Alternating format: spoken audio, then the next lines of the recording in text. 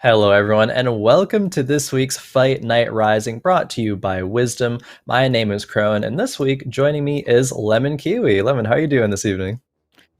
I'm doing great. Yeah, I'm subbing in for Boop today. You guys can just basically call me Boopette at this point because that's pretty much what I come in. Yeah, I'm stoked for this. Another patch hit, another one around the corner, and Yep. Tristana keeps getting slapped around. I'm excited to see if players are still going to want to lean towards that because she's still good. Yeah, she is still good, which is why, of course, she's deserving of that B patch nerf there. And this time, a few things got to hit her attack speed, her damage, as well as starting mana. Maybe now the rats can be put in their place, but I have to see if anyone still has them on their radar, of course. But for this week, of course, we're going to have the Rising prize pool as usual, $200, 100 of which going to first place, second place going to earn $50, and third and fourth place netting $25 apiece. And per usual, the top three will be invited back for next week. But speaking of the ones invited back, let's take a look at the players and see who did get invited back. Unfortunately, with Jose Paulo having some internet issues, I believe will not be returning to defend the last week's title. But we do still have Buzzy Boo and Daofu returning members, and also joining them we have Red Cloud, Strategies, Sunny Shore, Ever So Much, AJ Swagatron, and Zaruma. So still a lot of great players looking to give us some good action today. Now, Lemon, I know you had a little coaching session with Jirachi recently, talking about the fact that you might have learned a lot. What are some things that you maybe learned, or some things that you're looking forward to in today's competition? Well, I know there's a lot of rat players out there, but if I had to categorize myself as some kind of rat, I'm a Dawnbringer rat. That has been my jam for a while now. Whether when Karma was good, RIP, maybe she'll be brought back in the next One day. patch. They're slowly working on that. I've since gone over to Riven reroll because reroll is all the rage. It's the flavor of the month. But instead of running after the rats or the calves or whatever the kids go for these days, I feel like Dawnbringers are so uncontested, and that's how I'm trying to get through Diamond right now. But what's kind of been your jam these days, Khroen? I mean, honestly, it has been a little bit of everything, but I think if I had to pinpoint what I've been focusing on, I was inspired by Jose Paulo's last performance of these assassins. So I really want to try to make Nocturne work out and try to get that comp going whenever it's possible. Sometimes it's great, sometimes it's a fast eighth. It's a little hit or miss, maybe not as consistent as some of these other compositions, but it can be decent. I also do love me some Yasuo whenever I can get that online. Get a good opener for that, like a Lee Sin and Yasuo out of the first PvE rounds. You're like, all right, nice. This is a Nightbringer game. Please, no one contest me. But no, there's still a lot of, I think, great comps, and it's a great meta to have balance, have so many of these different comps being viable. Like you're mentioning with the Dawnbringers, they're kind of, quickly making their way up to the S tiers in composition. There's still other compositions up there, like the kind of A-bomb, like Vel'Koz flex. Sometimes it doesn't even need A-bomb. You can just go for those legendaries, invokers, and things of the sort, like the Heimer and the Teemo in there. And you can have, a couple rangers with the Ukshan and the Aphelios. If you get Ukshan 2 online, that is a comp that a lot of times contest wins. So there's a lot of things that are on the table for these players for sure. Yeah, it just seems so rare though to see people ever go to level 9 because there's so many reroll comps right now that are Yeah. popular, whether it's the Hellion, the Rivens, the Yasuo, Nocturne, or Assassins. You kind of need to 3-star those. So a lot of people are hovering over the level 6, 7-ish area to get all those units 3-starred. And I'm getting, I'm trying to do my normal route, go fast 8, try to go to 9. My brain is like more units the better. And then I'm getting smashed by someone who's level 6 and has their whole board Yep. 3-starred. So this meta can be a little silly sometimes, but I'm excited to see what these players can put up because I got to talk to a few of them, and I'm even hearing there's Forgotten one tricks, there's KO Yeah, one true. tricks, but I don't want to expose anyone until I see them do it live. I don't want to Kale, shame them Kale yet. one tricks. That is not something I've quite heard of. Boop and I even meme on a week to week. Like, is Kale a unit that exists? Like, is she actually in the pool? Like, we don't see anyone run Kale at all ever. But we'll see if maybe you're going to be prophesizing someone's strategies here as we do load on into game number 1 on board of strategies. We started off with a bow, it looks like. Yeah, so this kind of already tells you maybe more of an AD route. And that's kind of been what is popular these days is AD is stronger, like AP or kind of would go towards like a Heimer or Vel'Koz, things like that. But a lot of people, I think AD items are a lot more flexible. It's a lot more carries you can go around that. I've been just always notorious for on first carousel go for Rod because I was just so into AP comps like your Karmas, you know, your Yeah. Vel'Koz. But then those are the only choice of carries really these days, and Karma's not existent. So it's like Vel'Koz and Heimer, you're only AP lovers these days. So AD, I feel like it's a lot more flexible. Now you got to vest along with that. Yeah, definitely. And I mean, you gotta, at least when I'm always picking up bow, I'm considering the Yasuo route. You know, it can use up to 3 bows, get RFC and a Runeans online, and, you know, pray your rating item is going to be a good fit for that as well. So maybe strategies is leaning into that route. Of course, just going to be flexible, gets 6 gold worth of units off of the 1-3 round, a Kennen, Varus, and a Nautilus. There was, I believe, a composition in the sometime in the past couple week where a player was running kind of that like Kale style, but just like with Varus items. And they actually sold a Varus, swapped over to Kale, and was significantly weaker, it actually seemed, because they're running it with the Uxon. And so the Varus, when he throws a spell out, the Uxon's actually going to be able to, if he, you know, lands in that Varus pool, like, gonna be able to apply that on-hit damage every single time he attacks. When he grapples around, there's so many attacks coming through. So it actually was working out very, very well. Curious if anyone, you know, has kind of picked up on that and might try to go that direction, but we'll have to see to find out. Their strategies does pick up another bow, so it does lean a bit more into the potential and a Yasuo angle. By no means are we committed, though, as it looks like strategies has just found a lot of Hellions and levels up to 4 to put all of them in there. And a Kennen, too. Great opener for a frontline, at least. Yeah, to get a Kennen 2-star, it is maybe the less sexier version of skirmishers, though. It's definitely not that great, especially without items. It's kind of like a CC bot, but hey, Yeah. Hellions never hurt. You're going to take at least 1 unit out. Not sure about winning it. And it's like, do you slam this RFC? Now you're really locked into just a handful of things, a very small handful, like that would scream out Jax or Riven to me. But would you plan that far ahead when you don't have any Dawnbringers? You didn't, you know, get a Riven or even a Nidalee, like a 3 cost out of that neutral round. And Jax, like, you don't have any skirmishers right now except I think your Kennen. So it's like there's just no point. It's not going to help your comp out, but you managed to win the round. So you're on a win streak. Let's see how he works around that. Yeah, at least the start of one gets to win the round, so they get the gold to buy the Poppy, get that pair online, and now with the 2-2 Armory coming through, will look to probably slam an item, I would imagine, could make a Runeans, which is a bit more flexible than the RFC, doing the due diligence, though, and scouting around, seeing what other players are going for. Did spot one person going for a Draconic opener, but now that we're on board with Red Cloud, see that they're just having a few Legionnaires online. And dare I say, it could even be a reroll composition featuring the Callista and the Aatrox that has been getting a little bit more popular, I think, this Legionnaire reroll. I would actually love to see it in action here if Red Cloud Schools continues to go that direction, because 3 Callistas and 2 Aatroxes on 2-2, not a bad opener for it. Yeah, I think a 2-star Aatrox would really pop off this early, and I've just been hearing more and more talk about Legionnaire, especially if you can get Legionnaire 4, but that would require at least... So they do have the Riven as that 3 cost, but needing that 4th one, I think, to have that extra oomph, and because of that lifesteal, I think, yeah, Legionnaires are looking a lot better, and we'll have to see if our resident Kale one-trick player in this lobby will... It's not Red Cloud, so I'm not going to shame them yet.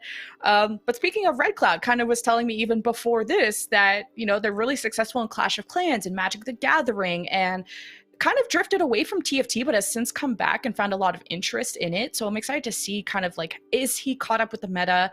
Is he going to be able to learn a lot from this first lobby and just how he's going to tailor his playstyle to his competition?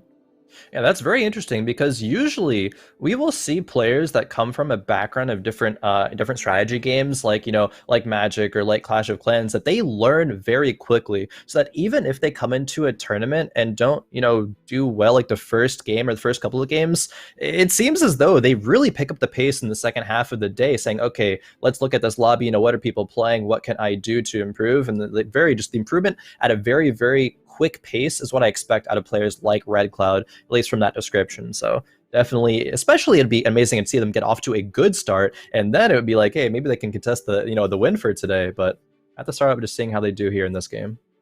Just the Sunfire Slam is always something that racks my brain. It takes me like this whole round to figure out if I want to slam it or not. And you're getting a lot of value out of it. You know, there's 3 units on fire, but it's something that it's an item that falls off late. It's good little grievous wounds, but you know, that vest could have turned into a bramble or a warmog or kind of these cool better tank items. But I love the Last Whisper Slam. That's almost a very flexible AD item that I think is really demanded if you go an AD carry, which in this case you are, and how easy that is to counter with an Ironclad. So I'm liking what Red Cloud is doing. It's just the Sunfire is a risk you have to take to get early value that might fall off later. Yeah, especially given the fact that in patch 11.16 it did get nerfed a little bit, so it's not quite. Actually, I believe the patch notes specifically said, like, yeah, it has a bit too much power in the early game, so they're making it a little bit weaker. But it's still a solid item, and with the components that Red Cloud had, with having exactly Last Whisper and Sunfire, it makes a lot of sense to slam those. Unfortunately, didn't fully win streak with it. Maybe would have given you know, some better unit rolls, being able to pair up a couple of things, but not the world that we're living in, unfortunately. But we're living in a rich world if we're BuzzyBoo. Already, you know, about to be... Okay, could have hit 30 gold. Instead, we'll be around 20, but still, having 20 gold at level 5, highest HP in the lobby, 2-5, like, BuzzyBoo's off to a really good opener here. Yeah, I mean, if he wins this, you sell the brand, you still hit 20, but if you lose, you get rid of the Nunu, and I don't know. I feel like Nunu never jumps in my shop. It only comes out from neutral rounds. But yeah. BuzzyBoo has one of the best openers, if not the best opener, with that Sentinel Skirmisher, and has been winning even without Olaf too. And it's just the Titans, so it's not like crazy amounts of damage there. So surprising that. I'd be curious to know if like other people are contesting Sentinel Skirmisher, because I think BuzzyBoo will have a really strong early game if he manages to get these 2-star. Because so far, I mean, you're still winning without it, but not sure with this round. Yeah, probably not this round. Zaruma, actually, same HP as BuzzyBoo. Going to be slamming a lot of items. Slams the Thieves' Gloves, the Death Blade, levels to 5 as well. Just had a bit more of that board power because BuzzyBoo didn't really hit any upgrades. That is alright though. BuzzyBoo, as you mentioned, does sell the brand. Well, sells the brand in a 1 cost because he lost and chose to keep the Nunu instead. But rolls a Riven, which seems like BuzzyBoo is considering. Not great Riven items. I guess Titans like maybe could be usable, but nothing like a BT or Runeans or anything which you do like. There is the double cloak, which could be the BT Runeans a bit later on. Generally, you don't really want many more cloaks than that. 2 is kind of the max. Already having 2 is a bit worrying, perhaps, if you are a BuzzyBoo. But just keeping a lot of options open on the bench here. Buys out pretty much most of the shop. And it's still going to be decent at the gold mark, because it looks like BuzzyBoo only got 2 items from the opening rounds, so got a lot more gold than players usually would. But Sunnyshore up there, we see has 30 gold already with slipping level 5, and that's off the back of Draconics. That's worrying. Like, yep, you can beat the Draconic player early, but it's kind of like an anime revenge story. You know, you beat the villain when they're at the beginning, and then they come back that much stronger. Draconics, if you play it right, you can fully cap it out with just how much resource you get. What was interesting is, yeah, you're kind of keeping that Abomination around, and sold the Udyr 1 cost that you pointed out, because now that you have a Lee Sin, you have a better Skirmisher available there. No point of keeping that Udyr around. Skirmisher 6 not really needed. Yep. But to your point about the cloaks, I've been shown the light about cloaks, okay? The power of Declaw so strong with that fireball, and it requires 2 of them, and you need a Bloodthirster for pretty much any AD carry. So it's like 3, I love building Declaws, so I like more cloaks, because then I don't have to think about, do I make this Declaw, do I make the Bloodthirster? I can just make both. Yeah, you just slam them. And to be fair, yeah, Declaw is a very good item. I mean, it was specifically redesigned in this set to be like, okay, how can we make cloaks not feel as like yucky? I got one, I just want to go next game, right? And that is going to be that fireball that it shoots out. It depend on how many AP comps are in the lobby. BuzzyBoo not really scouting out that right now. Maybe already did, you know, previously in the game, but is considering making an Attic Spark and does do just that. So definitely with that Slam wanting to go the AP route himself, it seems like. And his items are okay for that. He hasn't really made any specifically attack damage items. The Titans can just be something that should go on a tank in the front line. And when I was talking to BuzzyBoo about, like, you know, what comps do you like to lean towards, and he really does prefer playing AD, and I think getting that double raw drop was like a big, like, oh, Yeah, I damn. can't. It's like I can't do Because that now. Yeah. yeah, you're like going Sentinel Skirmisher, and like, one rod can be 80-ish when you make a Rage Blade, and you can make it work, and maybe you throw a rod and some kind of tank item like a Locket, but even Locket is not great. Yeah. So the Ionic Spark is a tank item you could throw on someone that's gonna do AoE. So it's like, who would you think this would be best on? Because I see a lot of Dianas or Fiddles with this, but Oh yeah. that's down the road kind of thought. Yeah, I mean, it looks like Lee's like actually deceptively good with just some early game item carry kind of items. Even if you tier 3 him in some like Nightbringer reroll stuff, he can work well with some AP items like Jeweled Gauntlet, i.e. randomly, or like can pop off like Jeweled Gauntlet, like Assassin Spat. So the Spark is gonna be decent on him for now. It will want to go over to unit like probably Fiddlesticks, and maybe Buzzy Boo after leveling to 6 can roll some of these for costs. Rolls a little bit to stabilize. No, he's trying to protect that 2-win streak.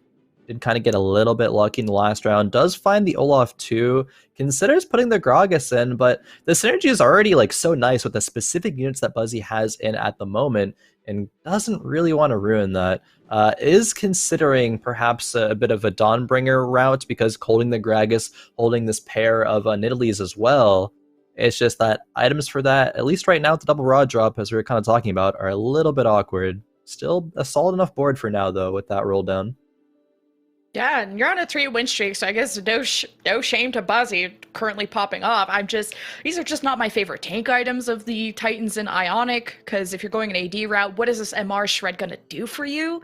Everyone has some kind of AP ratio, but it's just not my favorite, unless I'm going like an AP route. But we get to go and check in with Zaruma, who took the place of Jose today, coming in last minute, and has slammed a Deathblade on Nidalee. Yeah, Deathblade Nidalee is, as well as the Thieves' Gloves on Nunu. I mean, slammed it to be very aggressive, won some rounds, in stage 2, only actually lost 1 round by 1 unit, and has now even gone as far as to slam an Ironclad Spatula, or maybe from the Krugs got a Tome. Didn't quite see exactly how that occurred, but 4 brawlers early, I guess, isn't something that you can sleep on. It does look like this lobby is actually very, very weak overall, and somehow strategies, playing the Hellions, playing the Rats, has 2 Hellions already at 3/3, 2 Hellion emblems. I have no idea how you get that. That's insane, actually. Because it's like you get 2 spat drops. If it would have happened at once, that would be insane. Someone would have to clip that, and Strategies is screaming right now. And then you would make a Force of Nature. This tells me they either got a Tome, like you mentioned, or this came at different moments, and you had all these extra bows, I guess. But that's going to be a scary comp. I wonder if he's going to go this Tristana reroll. Only has 1. So, long way to go for that. I think with 2 Hellion emblems kind of committed, it seems, at this point. Just hopefully needs to, land on more Tristanas, because we can very easily get to a point where we're, in the late game where those comps usually power spike and put pressure on the lobby, but then instead they just get pressured, forced to roll down the gold before they can really actually even go for those 3 stars and just, bottom out, even if it's not an 8th, somewhere in the 5th, 6th range, and just not really have a great performance there. Hopefully not the case. I still do personally. I mean, I think maybe a bit selfish in the fact that I like to see all these reroll comps that are kind of, quote unquote, annoying to play still be viable. Like, you shouldn't be punished for ever trying to go it if it's a good look. And with already 2 Hellion emblems, like, you would say it's probably a good look. Just hopefully it has some success for them. But maybe this is to your delight here as we move on and over to Daofu, seeing a bit of a karma. What? My eyes. Why is she still here? And you get a Nico, so you just need 1 more to get a Karma too. And on a 6 loss streak, 20 gold. I'm not feeling good about this Karma. So we'll have to see how this goes. And even earlier when we wanted to touch upon that Deathblade slam on Nidalee and the Ironclad situation, it was kind of like, how are they going to incorporate Ironclad? Do you drop Dawnbringer 4, go Dawnbringer 2? Or I wonder how many Dawnbringers we're going to commit. And that's kind of the same question here, where you have currently 2 Dawnbringers. I think 4 is what's necessary just for that extra health regen, that extra damage, but is able to escape from the 6 loss streak and breaks it shortly before Wolves. Yeah, wants to break the streak. I mean, already down at 51 HP, doesn't want to bleed out anymore. Did level to 7, that's why the 20 gold, of course, was there, but now has the option for a Radiant item. And And you have no honestly, slot for yeah, it. these aren't like great. So what we could consider is taking a Radiant item for Karma, and then you put it on the Karma that you find, then Nico it, and so the tier pops off because it's just a component. That could happen, or just take something for the front line. But really, the only thing that's gonna be good for a front line is like a Zezrod's invitation. That doesn't really feel good. So my mind's honestly going to a Chalice of Charity, but maybe the Zezerod's tempting Doubtful, and it does.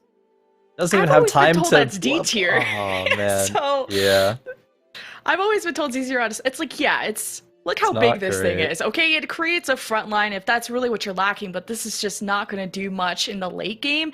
This Karma feels like a Vel'Koz item holder where even I would have been a fan of a Death Cap. Just get more AP online, if not the Chalice. Yeah, as another thing just to have maybe the Vel'Koz heal back up, but the Hodge kind of adds some healing, so maybe you don't need that. But because you have so many redeems, I think this feels like a Vel'Koz game, but Yeah. it's only if that hits.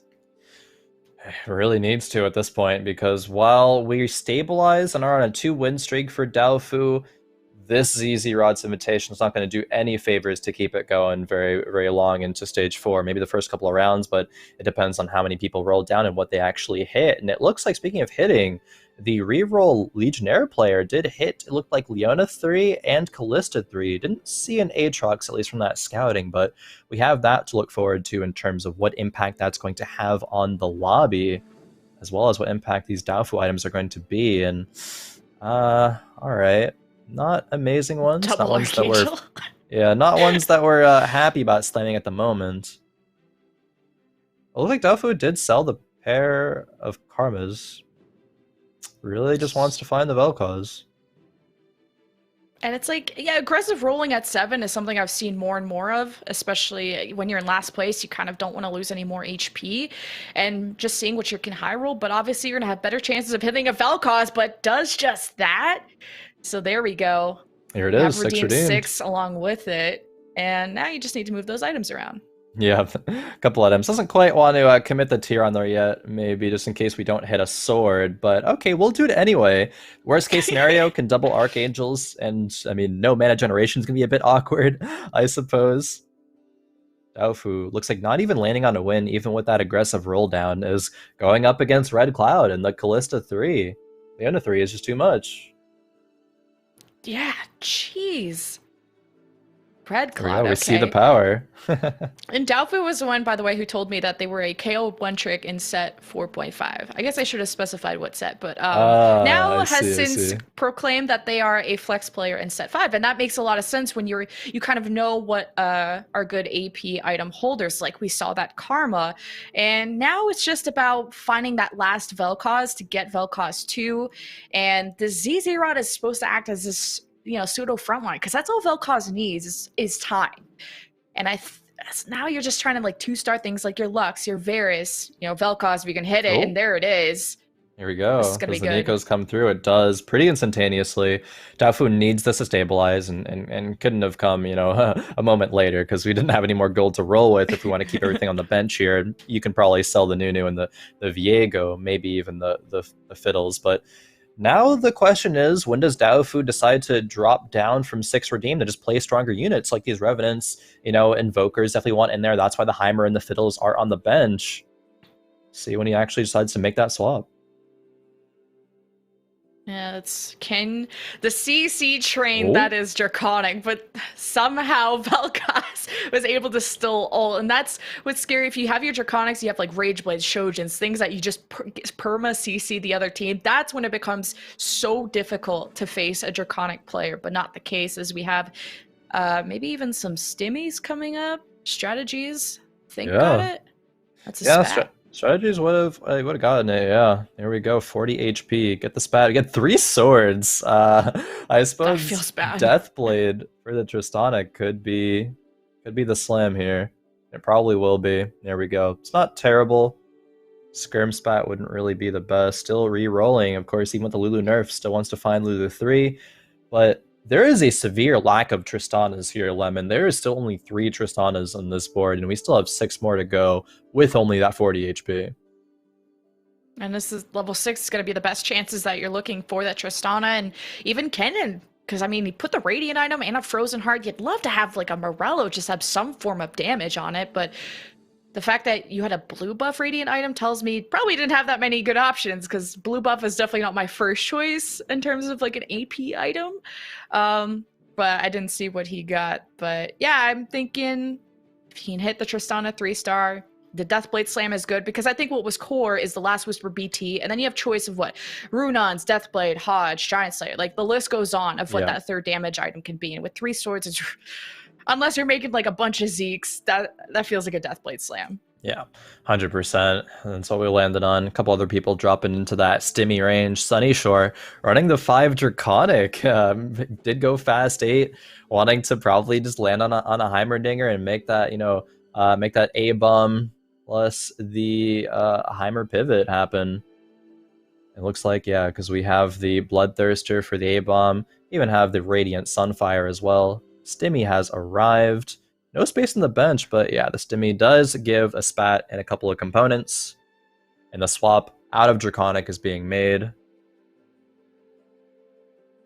Here we go. Even the Spellweaver spat for the fiddle. This is going to have a lot of value, actually. And we have perfect 3 items for the Vel'Koz. Even a Banshee's Claw in the backline to keep him safe. I'm really liking this pivot from Sunny Shore here. Just needs to land on some more units here. Like, definitely a little bit more rolling should have been done, is now doing that roll, but in between rounds, finds a Volibear, fortunately, but of course couldn't put it in as rounds already begun. Yeah, I love the Spellweaver spats. I always kind of question, like, oh, do I want to hold out for a Force of Nature? You know, that 1 in a million chance that you get another spat magically. But ends up winning that round at the last second. But yeah, the Spellweaver 4 means you don't have to play an ugly 1-cost Ziggs. Yep. You can have, your Zyre, your Brand, etc. And a great choice for the Spellweaver Fiddle, who ends up kind of could be a secondary cure if you end up putting more AP on them. And the fact that you have Draconic going, you still have some extra money coming in. But I like this comp. Now it's just, is Vel'Koz going to have enough time to ult? Because Abomination's all about... I've even seen people like frontline, now that we're upgrading some units, that's going to help a lot. You can even frontline some of your Abom units I've been seeing so that your Abomination comes out earlier to just be more frontline for Vel'Koz. But you're still at a Vel'Koz 1 though, so hoping to hit another one. Yeah, Vel'Koz 1. Hoping to hit another. Has 2 Heimers, though. More Heimerdingers than Vel'Koz, unfortunately. Can make the swap, but I guess it would be a little bit awkward because, of course, the Spellweaver spat slam means you really want to run for Spellweaver. Having Vel'Koz as your primary carry is good. And we can end up running both of these units in there, but decides not to, actually sells off the Heimers entirely to commit to this Vel'Koz Spellweaver route, which is probably the correct decision from this spot. God, that's tough. It's like Spellweaver 4 Vel'Koz 2-star or a Heimer almost 2-star. That's a tough decision, and I would honestly maybe hover towards Heimer 2-star more, but... Oh, man. It's tough. It is a tough one. We'll see if it was the correct decision in hindsight a bit later on, of course, as we move on over to AJ Swagatron. And I'm just now noticing the HPs in this lobby, Lemon. It's very, very close at this point. 54 for AJ Swagatron, and then, in the top 4, it's only a 9 HP gap. And we go from, strategies of Daofu, it's only a 20 HP gap in the bottom 4. It is very close. AJ Swagatron is able to get here on just level 7. Now is going to 8 to try to tier up some of these units. Is running that kind of 3 skirmisher route. Might want to put in some more knights here. There is that kind of Jax 4 knights comp that's been pretty popular. Doesn't need the Fortnite 6 skirmishers. Jax. Yeah, the Fortnite. I like hate call. I get that, but like that's what it is. I know. It makes you cringe a little bit. Just and if a tad. Swagatron is looking a little sleepy to y'all, or just extra focused, it's because apparently he's doing a 24-hour stream right now. Oh. And no, he did not PayPal me to say this. I was just like hitting him up before the match, and he's like, "Oh, sorry, I was in a 24-hour stream." And I'm like, "Bro, you have a tournament." But hey, he's at first, so maybe all that grinding is definitely paying off.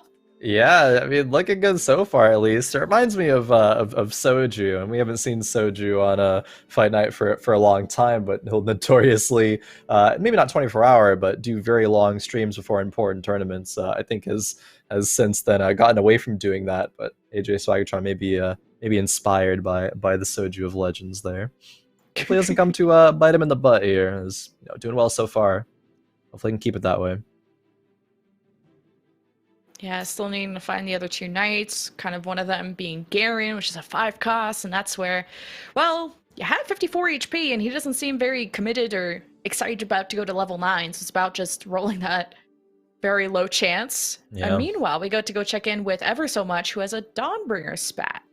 Yeah, Dawnbringer board, Dawnbringer spat, and a Sentinel spat emblem on the board already. Gonna go up to 4 Dawnbringer. Ooh, a shop of 2 Nidalees here, but is still 1 Riven away and really needs to land on it. I mean, they're so low HP at this point. Riven's not going to do enough at tier 2 for so long. Gets taken out by the Jax of AJ Swaggatron. People are rolling it down to 0, and it's the ones who, of course, don't hit that get punished very, very heavily at this point. Yeah, I always like to also 3-star Nidalee because she kind of acts as this like pseudo assassin where she's jumping after carries, and Riven is very front to back based.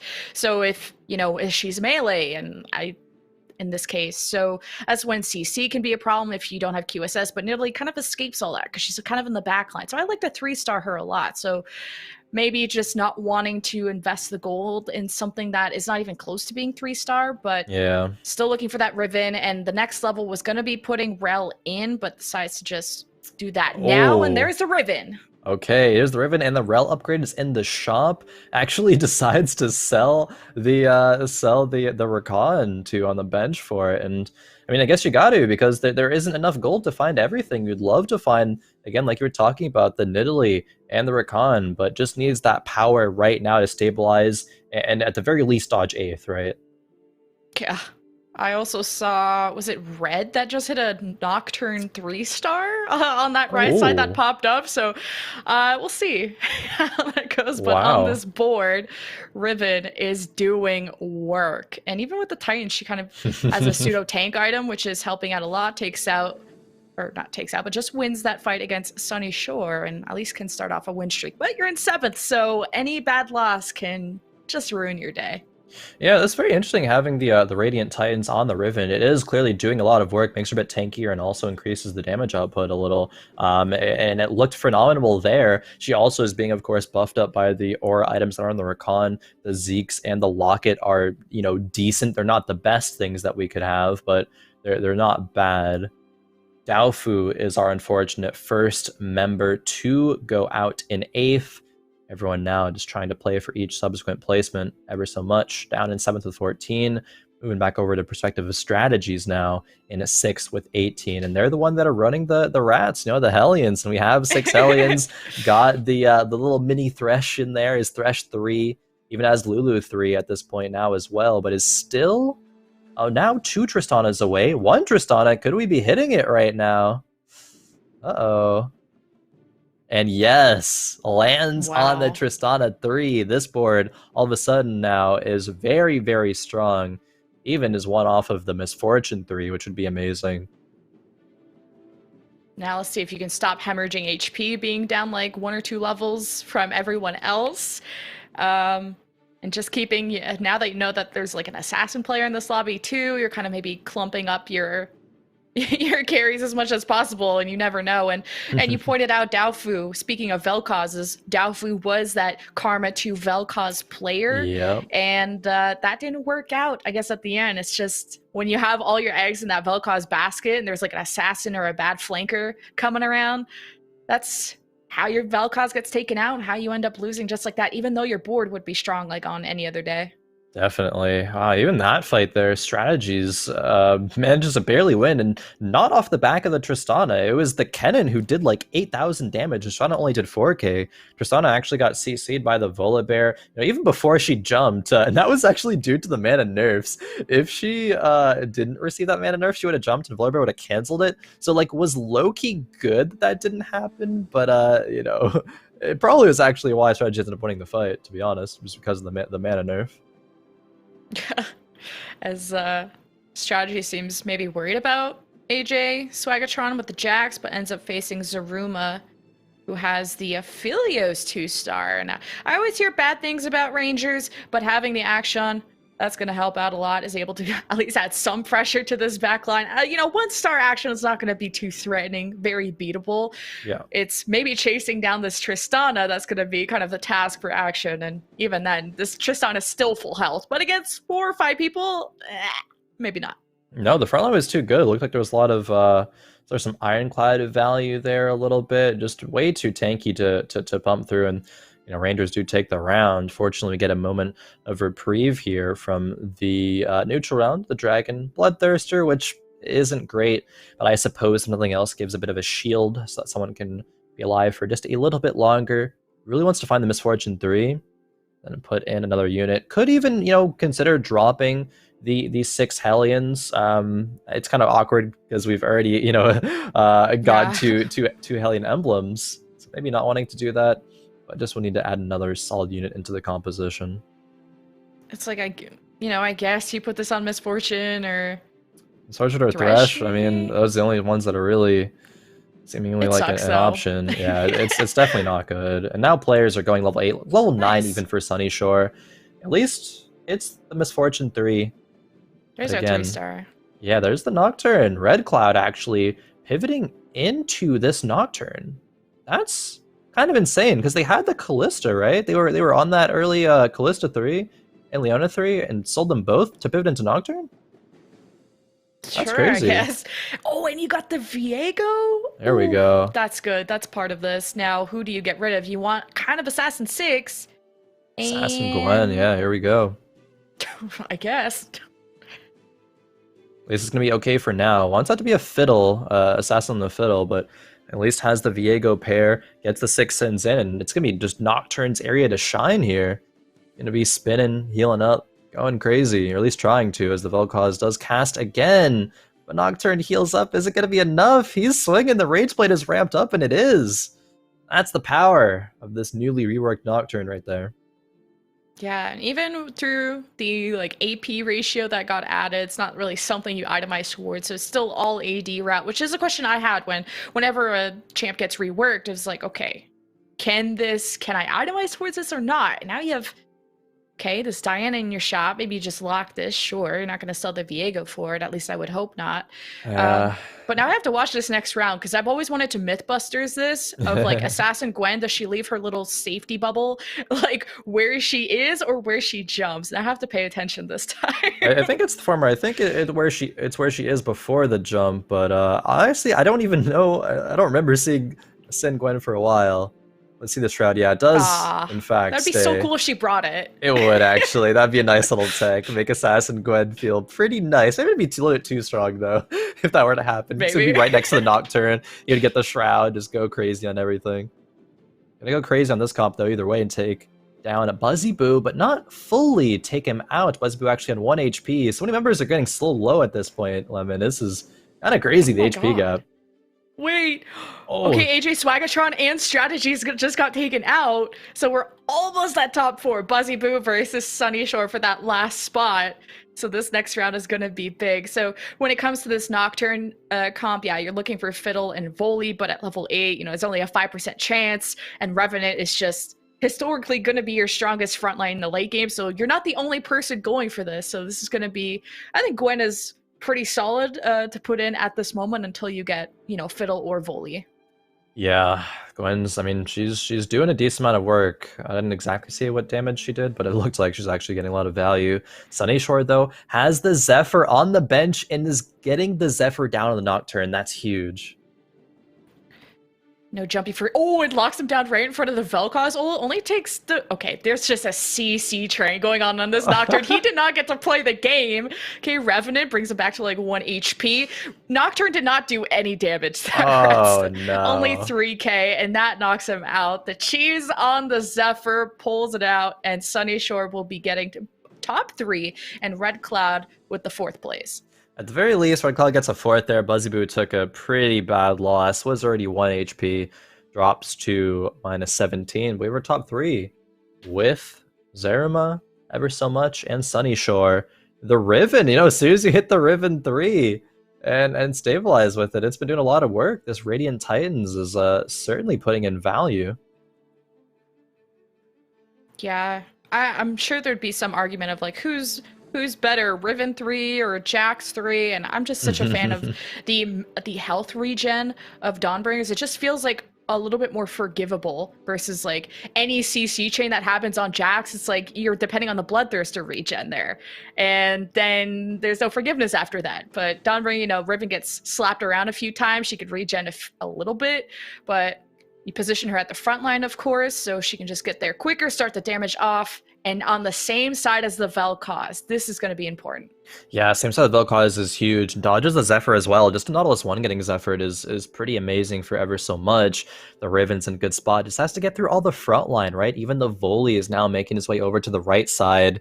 It's Riven against the world. Is it going to be enough? She does so much damage. She takes down the Volibear before he even comes to the ground and wins the round as well. That was not one that I thought was going to go over to the Riven. I'll tell you that. There were so many units alive, but this Riven is broken.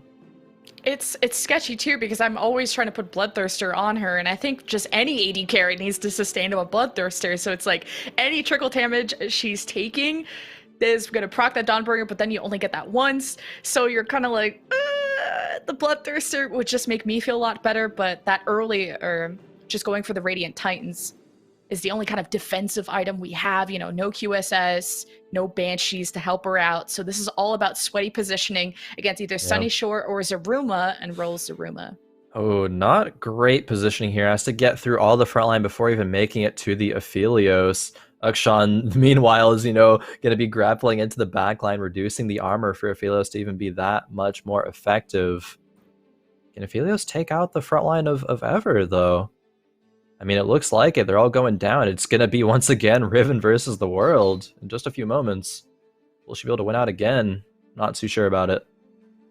And that's the power of, like, a Radiant tank item, of having that redemption on the rel. She could just continuously CC, and we're up to our top two, Sunny Shore versus our newer player of Zaruma, who took Jose's place and maybe has kind of osmosis that winning energy, that winning juice from Jose, because this could be a first, but Sunny Shore is on fire, so. Yeah, it looks like it. And Zaruma actually very intelligent, recognizing that, okay, now that Ever is out, I'm up against Sunny Shore, who's running AP, so I don't really need Ironclads, and there's 4 Ironclad buff for Zaruma, so definitely has room to take out this Nautilus.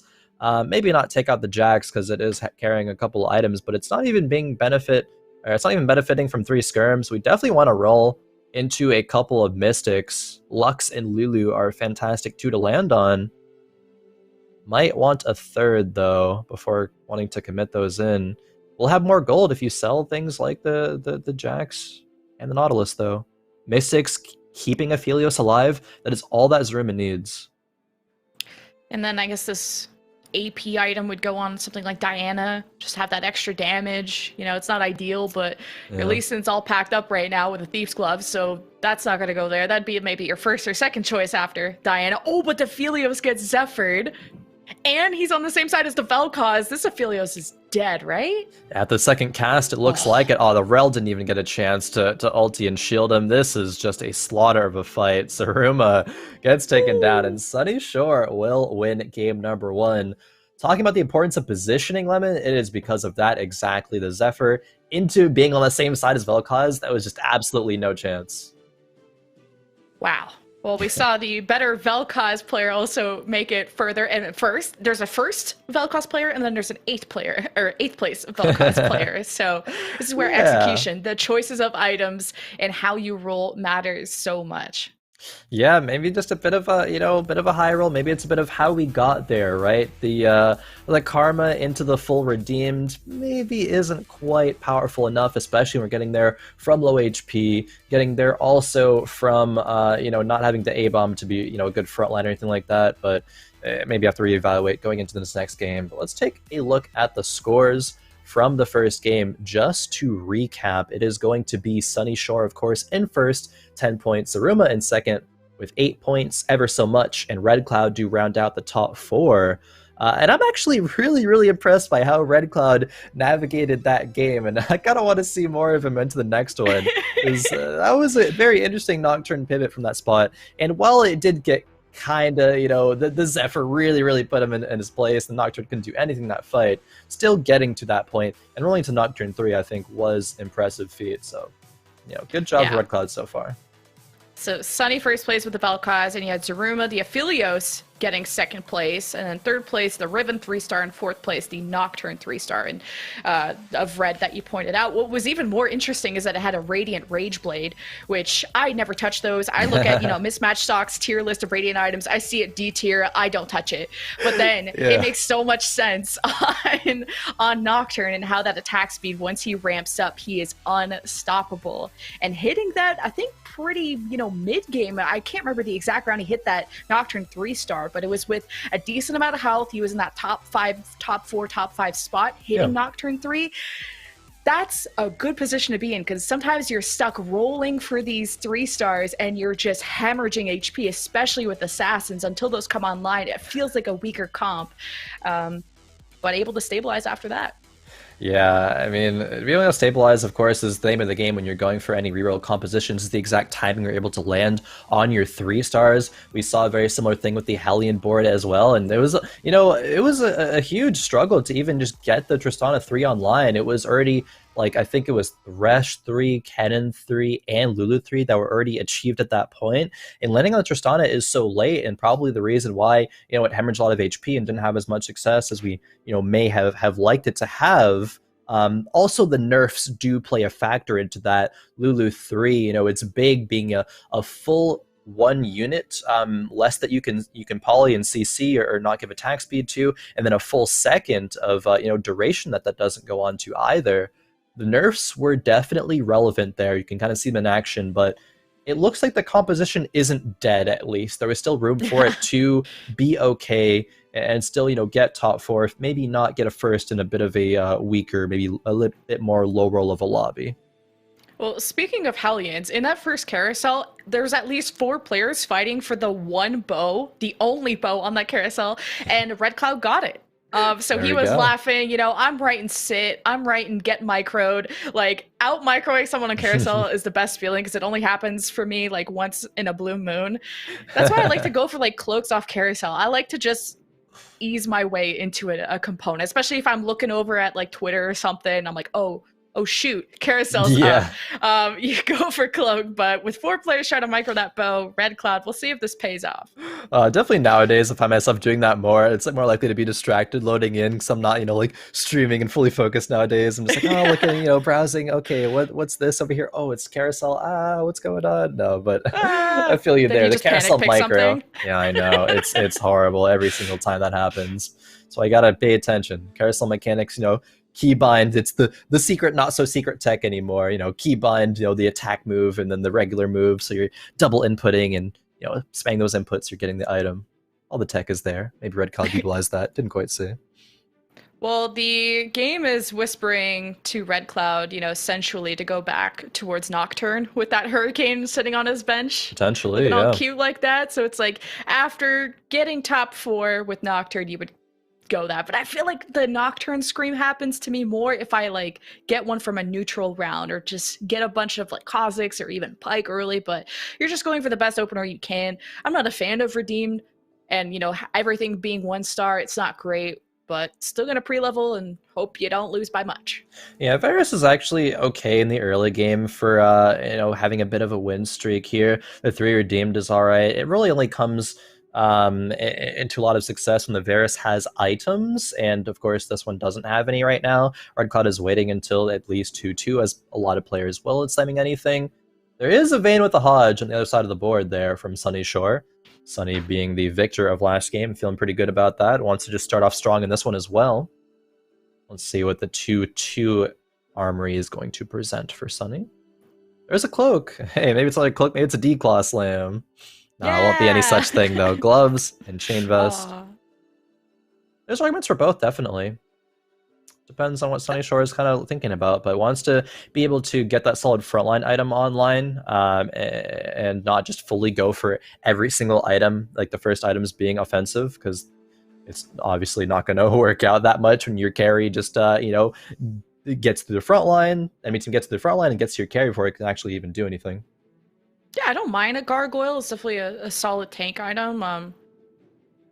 But it's Yeah. just Bramble, things like Deep Claw, even Warmugs are more my favorites. But Gargoyle definitely up there. It's just you're getting more value based on how many units are targeting you. And with skirmishers and sentinels, you've got a loaded bus in that front line. So it'll be about extracting that value, but decides not to slam it. So we'll see if this is going to be okay. You're on a streak. Maybe you wanted to keep that up, but I don't think Gargoyle's that bad.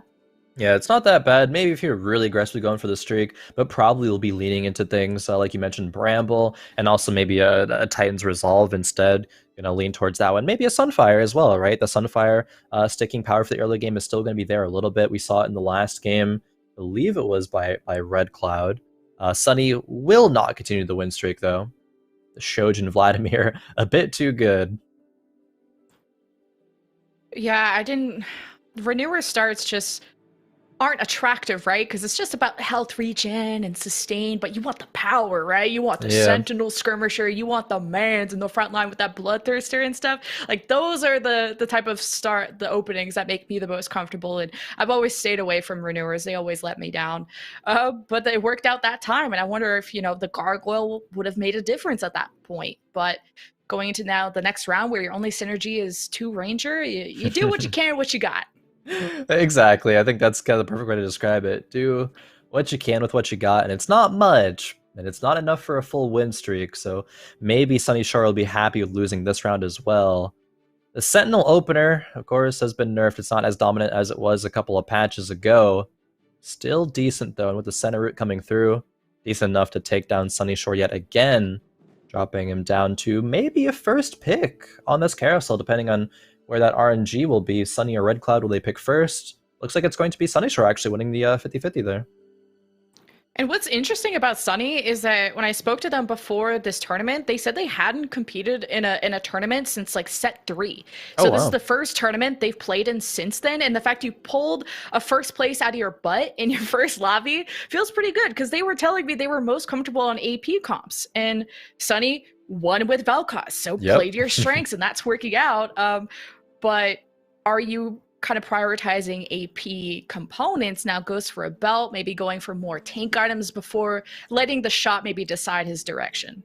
Definitely. I think with that Hand of Justice slam that Sunny was very aggressive to do, even before the 2-2 armory, it definitely means that Sunny is looking for a very similar comp to last game. A Vel'Koz with the Shojin, Jewel Gauntlet or Archangels, and then a Hodge for the third item is just going to be such an amazing build. Sunny just needs to get there. Has not a great start for it, but is still making this work out without, losing too much HP, so that pivot can happen a bit later. The gold is still a bit awkward, but Sunny's board strength, I think, is enough to warrant that pivot a bit later on if the roles are very friendly to him. Yeah, Sunny was saying they did the liquid qualifiers for Worlds, got far but didn't make it. So wonder if that kind of took a lot of wind out of his sails, and now you come into tournaments like this where I'm sure first place helps your confidence so much. And I'm talking to a lot of players before this, no one was like screaming confidence to me. Everyone's like, maybe I took a break, or like, I'm GM, not challenger, so I'm washed, or like maybe I'm not as good as the other players here. But this first lobby, I think, kind of started to give players ideas of what the competition is like, because I don't think these guys know each other that well. Maybe you see each other on the ladder like once in a while, but just that first lobby is a good pace setter. Definitely, and I think we actually get that vibe from a fair amount of Fight Night competitors. It's like, I maybe like used to play a while and coming back, still good enough for Masters, still good enough to compete in this, but it's not all that confidence to know that, I am like one of the best players. Like this is kind of the more kind of like stepping stone to get you into those big leagues, and why, we see players, come out of here, do well, and rise up. Like, give it a few examples, of course, Gunmay, Numano, Sphinx, even, Jose Paulo has done quite well for himself coming out of a lot of fight night victories and a lot of fight night success. And so it's really just a matter of time until we have these players like Sunny Shore that are coming back from, a bit of a break from competing in a tournament, having some good success and carrying that forward. It's the momentum that these players are getting that is really, really fascinating to see that kind of journey. And Buzzy is a player that has a lot of momentum in the early game. Even in Lobby 1, they were on a crazy win streak, like 4 or 5, and the eco was looking good. But I'm looking at my sheet, and I don't see Buzzy in the top 4. So it's about the early game and how you're setting yourself up is good. But maybe, I don't know what ended up happening in the late game. If, was it just an unlucky matchup? Did you not hit what you were looking for? Did your early item slams kind of helped you fall off the cliff at the end? But this is where Buzzy Boo, seems like a strong player in the early, but it's how things turn around after a couple stages that I'm looking forward to. Yeah, and actually, I'm taking a look at the past, 4 weeks of competition here, Lemon, and Buzzy Boo, I believe, has been second place for 4 weeks in a row. Oh wow! So Buzzy Boo is due for a first place. It's about that time. Buzzy, of course, not a great start to the first lobby last game, but that by no means dooms you for a full tournament run. I think Buzzy definitely is feeling a bit better off of this start in this game, seeing how far he can carry that. But it has to be just a matter of time until Buzzy gets a win, right? 4 weeks in a row of seconds must be a little bit just like, come on, it's like I need to get there. I'm so close. Well, he seems pretty committed to this Yasuo, especially after that JG slam on him. You have your Nightbringer setup going. The only scary thing about Yasuo comps is like, yeah, you got a few early Nightbringers you go for, Vlad, Sejuani, but they get kind of weak. So this is where you're looking for your higher cost Nightbringers, your Aphelios, your Diana, and stuff like that. And then you can trickle in Ironclads with your Rel and the Cavaliers, stuff like that. So Nightbringers is always something I stayed away from because it just seems weak early. And then it really depends on hitting those 4 costs at, level 7 or 8.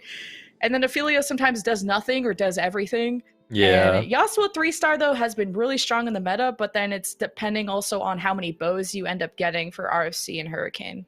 Yeah, and you can sometimes get away with, not having the RFC, just a Rune Ends, and usually a healing item, right? Like a Radiant Hand of Justice is going to be a really good. Even just a regular Hand of Justice is not bad, utilizing some AP very well as well. And even the Legionnaire buff recently, or I guess the rework, does help the Yasuo out, giving him a bit of Omnivamp, and he benefits from it from the autos and just the spell itself. So I do like that route personally, but it is quite hard to navigate your way into, as the early game isn't always going to full lean into that, as say going Dawnbringers is a bit easier to kind of go into that. There's not really that many good early game Nightbringers. The Vladimir certainly is not going to have too much staying power for a while. So it's what pivot can actually happen to make it good. And speaking of pivots, Zaruma the last round pivoted and actually Nico'd this Nocturne too. That is a very heavy commitment considering there's only one item for this Nocturne. But at least you have Assassin 4, and that's kind of what you're going for, even in the late game, unless you get Assassin Spat. I mean, you go 6 and stuff like that. But Sentinel 3, Assassin 4, this is definitely strong. And then the fact that you even have a Diana at this point, I think she's really a second most important unit in this Assassin comp, besides obviously Viego. But you're not depending on getting Viego because he's a 5 cost. But good toss up by Diana. I'm wondering, what other items are we going for this Nocturne? Because I think there's some flexibility. We've seen a Rage Blade the last round, Hurricane, even RFC. Some players like to throw that on him. So it's about what components can you get and what this maybe Rod will turn into. Yeah, Jose, who ran a lot of Assassins last week, didn't mind getting Rods, actually would turn it into a Locket every single time. Did already use one vest for it's going to be the Sunfire in this scenario, which is not quite as good for assassins because the fights are just so fast, and by the time that the frontliner with the Sunfire gets into the back line, they're usually going to be dead already. Definitely, speaking of the Nocturne items, though, wants a Last Whisper. I think if you ever are in a situation running Assassin's Nocturne and you run into some Ironclads, some heavy armor units, it's just going to be a doomed fight. You automatically lose every single time. So at the very least needs that, and that's why we saw the bow picked up We'll see if they get the glove a bit later on as we move over to Ever. Might be going for a bit of a reroll Riven comp, maybe. Not Yay! committing to it, I suppose, right now, but it's certainly the potential is there. Yeah, and just to touch upon that rod pickup from Zaruma, because he already had a bow, so it's like I'm wondering if he made a Rage Blade out of it, because obviously that's a good item, but I definitely agree that Last Whisper is like so needed for any AD-based carry, as Doubtful on the other side is gonna try their hand at another Vel'Koz comp. And remember, this is the player that went, I think, 8th with that Vel'Koz, and you have a Vel'Koz with a belt on it, so this... it's not gonna stay around, right? Yeah, I didn't see actually. Was that Vel'Koz from the carousel? Maybe. I mean, it's not like you'd ever like just slam. I feel like it has to be. You're not just gonna slam a belt onto a Vel'Koz randomly. I would of course save that for some other items. So maybe can do a little sneaky tech of finding a couple other Vel'Kozes, putting 3 completed items, and then Nicoing to pop the belt off. And, ooh, okay, Zenith Edge, the Radiant IE, going to be picked up. But for Daofu, it is going to be the Spear of Hirahana, going to be the Radiant Spear of Shojin. I believe it's, 15 additional mana per auto. Very, very strong. Yeah, I've always seen people kind of say, that's important for Vel'Koz. I just seen people say, like, the Radiant Shojins, it's not that much of a bigger benefit over normal Shojins, but... like, the theme of today, do what you can, what you got. But what is this belt gonna turn into? Is this like do you keep this around? Do you remake it? Like, I don't even know, like a Zeke's, but... yeah, I mean, optimally, it's gonna want to be popped off, and hopefully enough items from the Wolves round, and then a 4-2, I think, and then a roll down, then a Nico is gonna need to be the play. But I'm actually curious to stay on perspective with Daofu for a little bit here, especially considering a lot of pressure is on them. They did go 8th in game number 1, so this 4-1 roll down and then 4-2 armory is going to be very, very important for them. They're middle of the pack, I mean, I guess a little bit below middle of the pack when it comes to the HP here in the bottom 4 range, but still the room 4 coming back is here. We have 5 redeemed, again going the redeemed route as opposed to like an A-bomb kind of style of Vel'Koz play.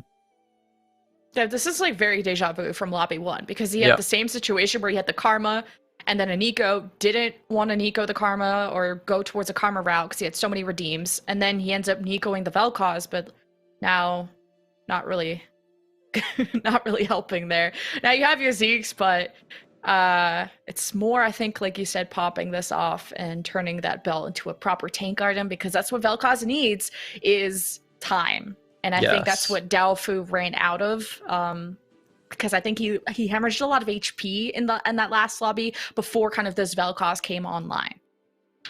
Definitely. Okay, finds the Lux for the 6 redeemed.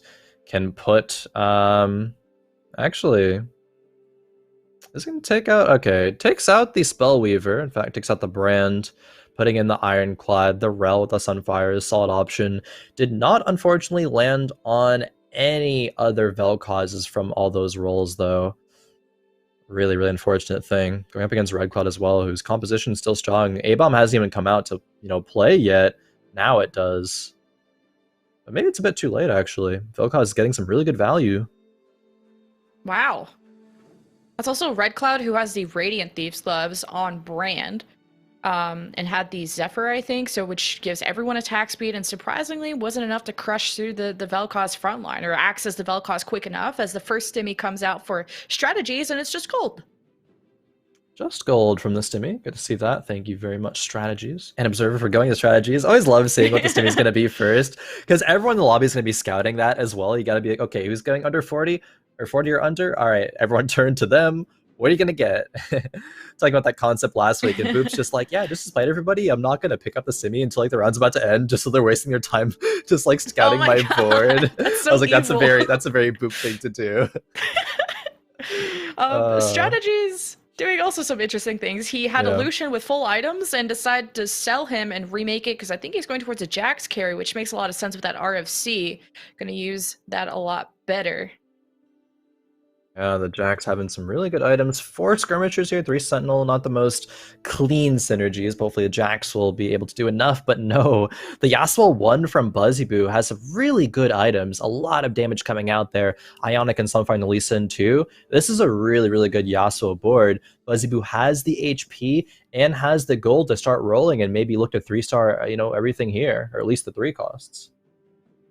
Yeah, maybe I would have been a bigger fan of putting the Hurricane on the Nidalee because she's 2-star and it's gonna jump at the back. I'm just a fan of Nidalee, all right? You guys can flame me all you want for with a Dawnbringer 1 trick over here, but yeah, it just gets rid of the Lucian, so kind of looking for more skirmishers. Are you going skirmisher 3 or 6? And then how are you incorporating those ironclads? Because that's really important. And lands on the Jax too, so there we go. It's still big. need to kind of upgrade the rest though.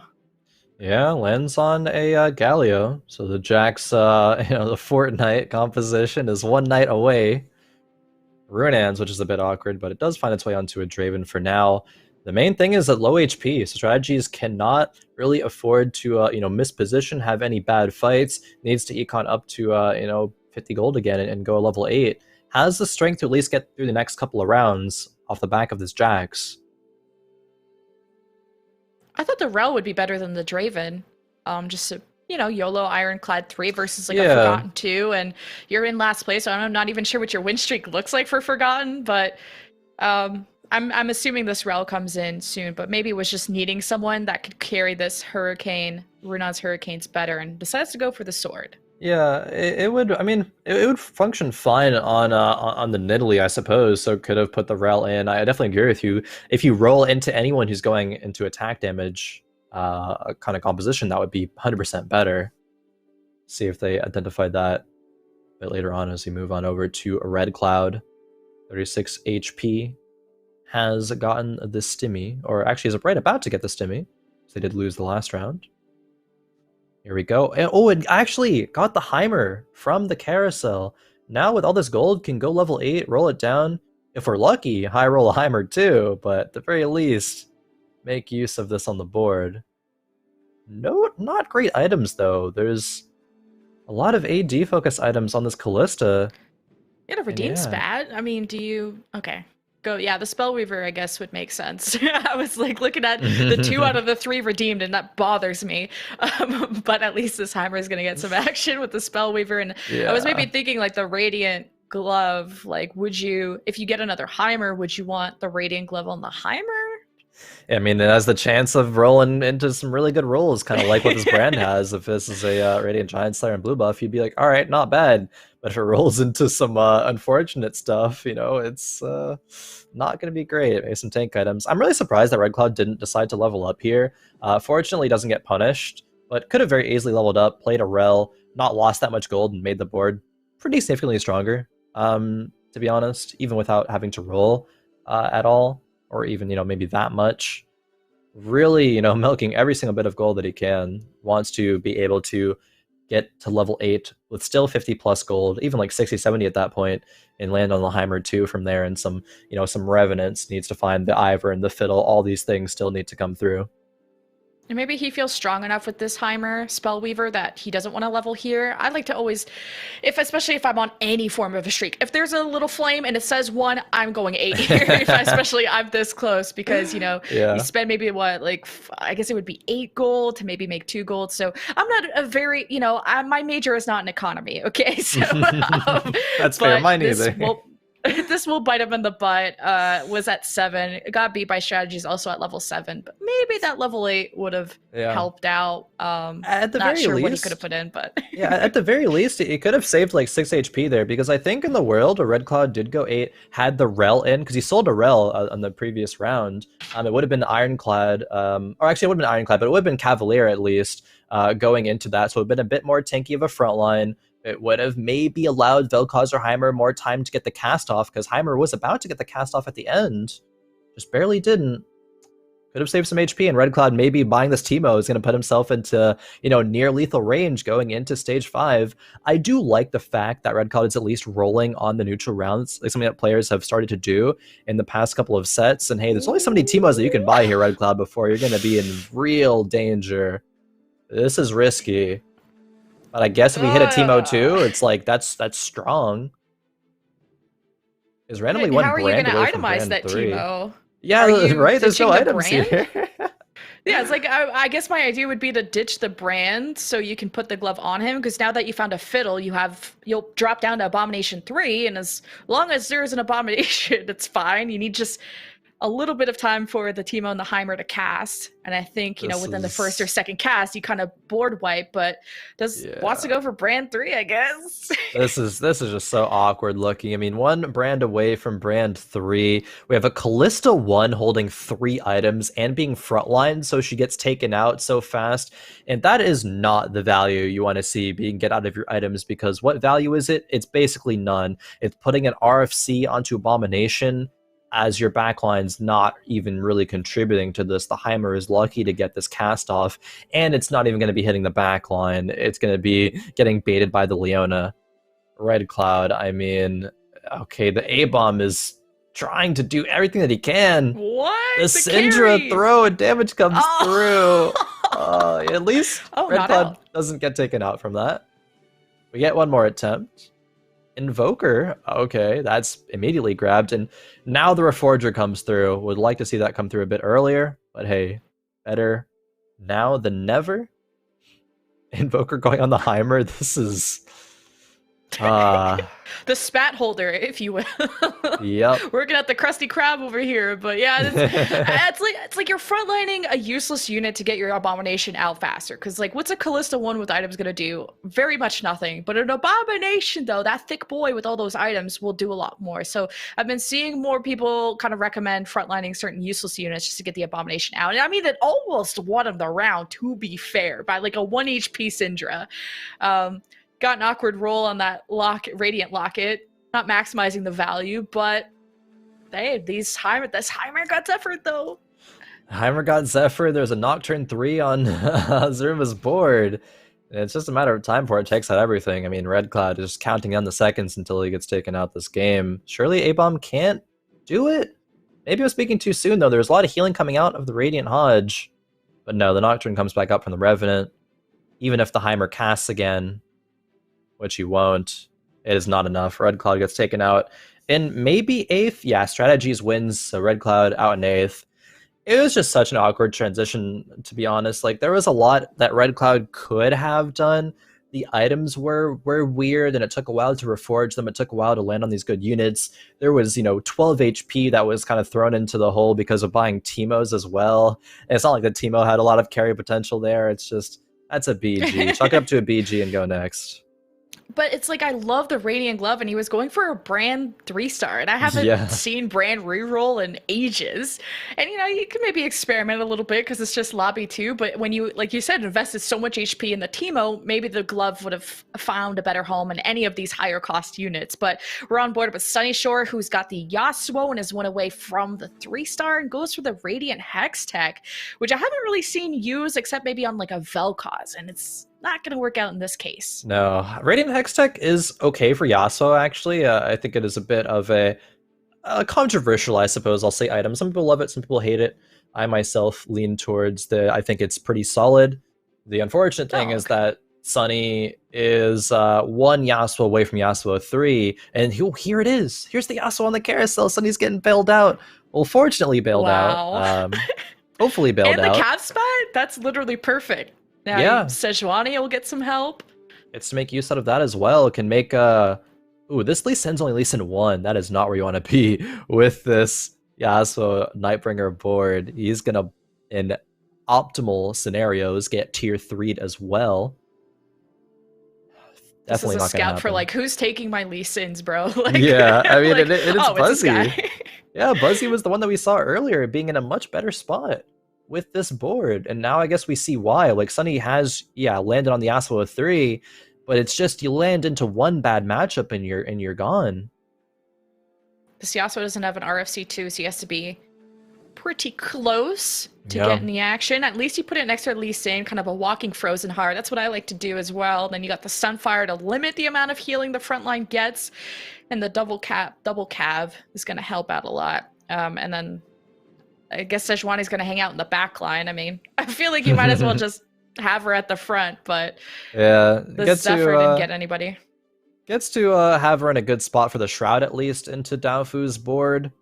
The Diana does ult, but actually that's gonna put oh, okay, it's gonna be good. It's gonna make the Vel'Koz ulti be baited onto the Sejuani. And now Yasuo, being tier 3, of course, is gonna just dominate the rest of this fight. Even Draven too in the backline with the the Shiv gets a bit of value. Not a scratch on him. Yeah, it was safe the whole time, just Yasuo. chilling. Strategies goes out in 7th. BuzzyBoo gets the stimmy. Oh yeah, we didn't get to see what Strategies was doing. Wonder what that was, but Red Cloud was the one with the awkward abomination, Heimer, Teemo 2 setup, for those who didn't catch that. And I've been seeing a lot more people kind of use these backline units as bait. You know, put them in different corners, see if, you know, against a Vel'Koz or against anyone who has like a diagonal range to kind of bring the attention to one side or the other, or even if there's something jumping near backline like a Viego from these assassins potentially. Not yet though. That's where the Sejuani would get the attention, but while she's Zephyr, not so much. Yeah, Zaruma versus Honeyshore, we get the battle of the 3-cost 3 stars.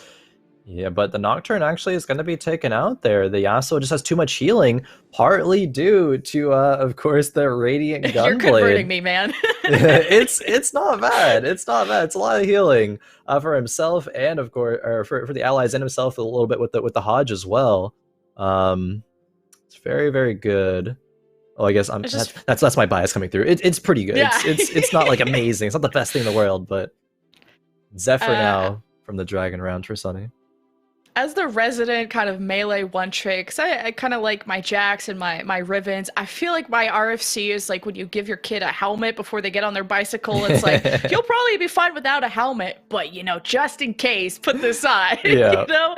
And seeing a melee carry without RFC makes me so stressed and nervous to watch. And seeing the HP Sunnyshore has, it takes like one bad, you know, Volibear or just any form of CC for maybe this Yasuo, any kind of burst to maybe take him out, and that's the bulk of your damage. Although this Draven exists in some capacity, but you know, he's there. He's having a good time. Maybe not the most contributing to the success of this team, but definitely isn't dragging them down. I guess we can say that for so much. But Ever hitting the Rakan 3. Ever is running the Riven comp. Actually, is Riven 3 and now Rakan 3. And oh no, unfortunate matchup for Sunny to roll into here. The Zephyr doesn't land on anything good.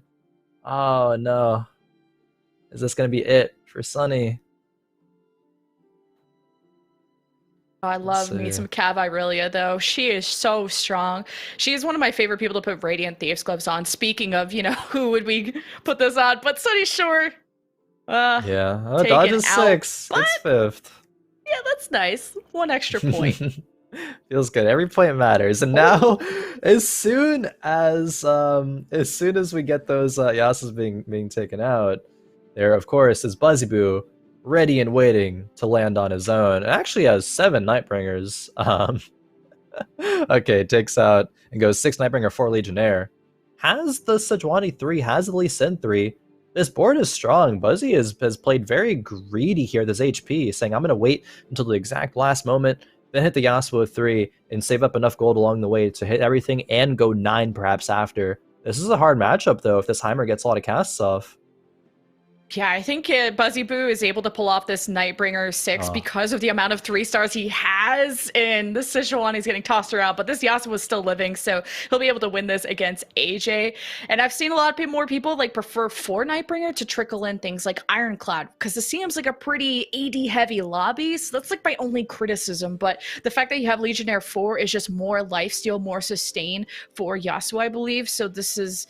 And you have some pretty good units that are adding this Legionnaire bonus. But if AD becomes like a problem, maybe you would want more Ironclads in here. Yeah, definitely. And it very well may be a problem versus this Riven from Ever. It's, I mean, 1 AD, 1 AP comp. Maybe BuzzyBoo gets to be in a situation where he's in a 1v1 and can then tech in things accordingly.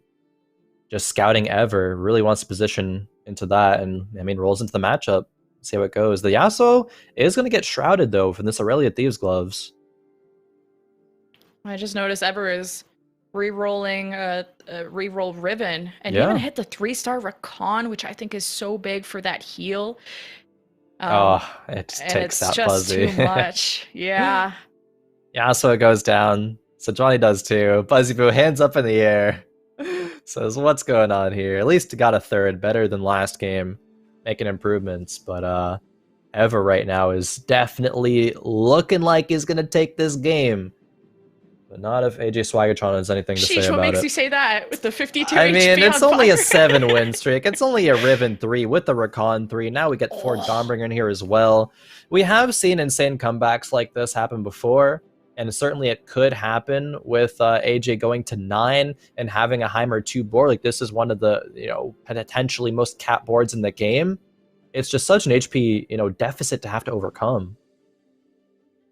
And just really interesting item choices, like whether it's the Titans and the Locket, which aren't like the most favored tank items, or what if it's the Frozen Heart, Zeke's Nidalee. But it's powering up the Riven as much as possible on the right side. She's in her little happy pocket, goes after the Daisy, and she's gonna turn, and hopefully they're not gonna get hit by this Teemo from AJ Swaggertron, but Riven is doing work. Oh yeah. Oh, it's gonna not get crueled there because the Soraka is still alive. Doesn't win by enough to take out AJ though, so another round. AJ to perhaps identify what can go better there. Can it be positioning? Because it was kind of close. It's just the Riven is too strong. Putting another Fiddle one in there. Yeah, maybe that's not going to be quite enough. You're doing what you can, and I mean, Ironclad would be what you're trying to throw in here to deal with this Riven, but a Riven 3 is just indestructible. Yeah. And then the Hurricane, she's just taking out most of your board, and you got the Pike right on the Heimer, gonna stun up this front line. Yeah, I think you called this one correct.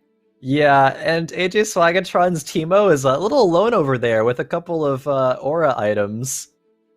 Very important ones for the Heimer, but doesn't get any of them. Doesn't take out Ever, and Ever wins the lobby with that 52 HP win streak here in game number 2. 11, they're 2 games down, and we've seen the power of a couple of things. We've seen the power of the Riven comp that you love so much. We've seen the power of AP as well with the Vel'Koz. It was a Heimer, I guess, that last game, but still, we see kind of the top 2 trends there, Riven or AP stuff. And even Buzzy was kind of like that question, because you were saying second place all the time. And maybe not the first place player, sure, but you only need to be in the top 3 at the end of the day to get invited back to Fight Night. And we'll show the scores on the screen in a second after that 3rd place from Buzzy, Ever with that win, Sunny with 2nd. But we were questioning, Buzzy, can he keep up that momentum from the early game? Because he loves to win streak. He's very good at win streaking early, but it's how he kind of ends up his board, how he's capping his board at the end, where first lobby wasn't so great, but the second lobby, at least he got 4th. At least he got 4th. Third. So we actually have a 3-way tie for 11 points there with Zeruma, Buzzy, and AJ Swaggertron. Ever so much, of course, with 17 points is going to be in 1st, and Sunny Shore in 2nd. Sunny Shore, narrowly missed out on the top 4 of that game, but the first place from game number 1 is going to be carrying them a little bit. So we get a couple of standouts, but it is not over for anybody, even for those down towards the bottom, like Red Cloud, Daofu, and Strategies. We're 2 games down, Lemon, but do you have any thoughts on kind of anything else where we wrap up this kind of halftime here about what we've seen so far? Maybe what you expect to see out of, or hope to see out of the next couple of games? Hey man, just more reroll. I'm surprised, those nerfs been hitting Tristana pretty hard. We haven't seen like a Tristana dominate as much as she has, because I think the only Tristana we saw was first lobby, and it was bottom 4. And then a lot of Yasuo, and it's some interesting itemizations. You're teaching me the ways of the Radiant Hex tech, and maybe just the placement of those and what choices you make. Because remember, the Radiant Gloves ended up on almost a reroll brand today, and we learned how that's not so good. No, it didn't quite work out. And yeah, Yasuo, I was surprised that it was contested by a player there. It's kind of fascinating to see, but we'll see how all these players are going to be reevaluating and reapproaching the last couple of games of this Fight Night Rising, brought to you by Wisdom. But until then, we'll be right back in just a few minutes.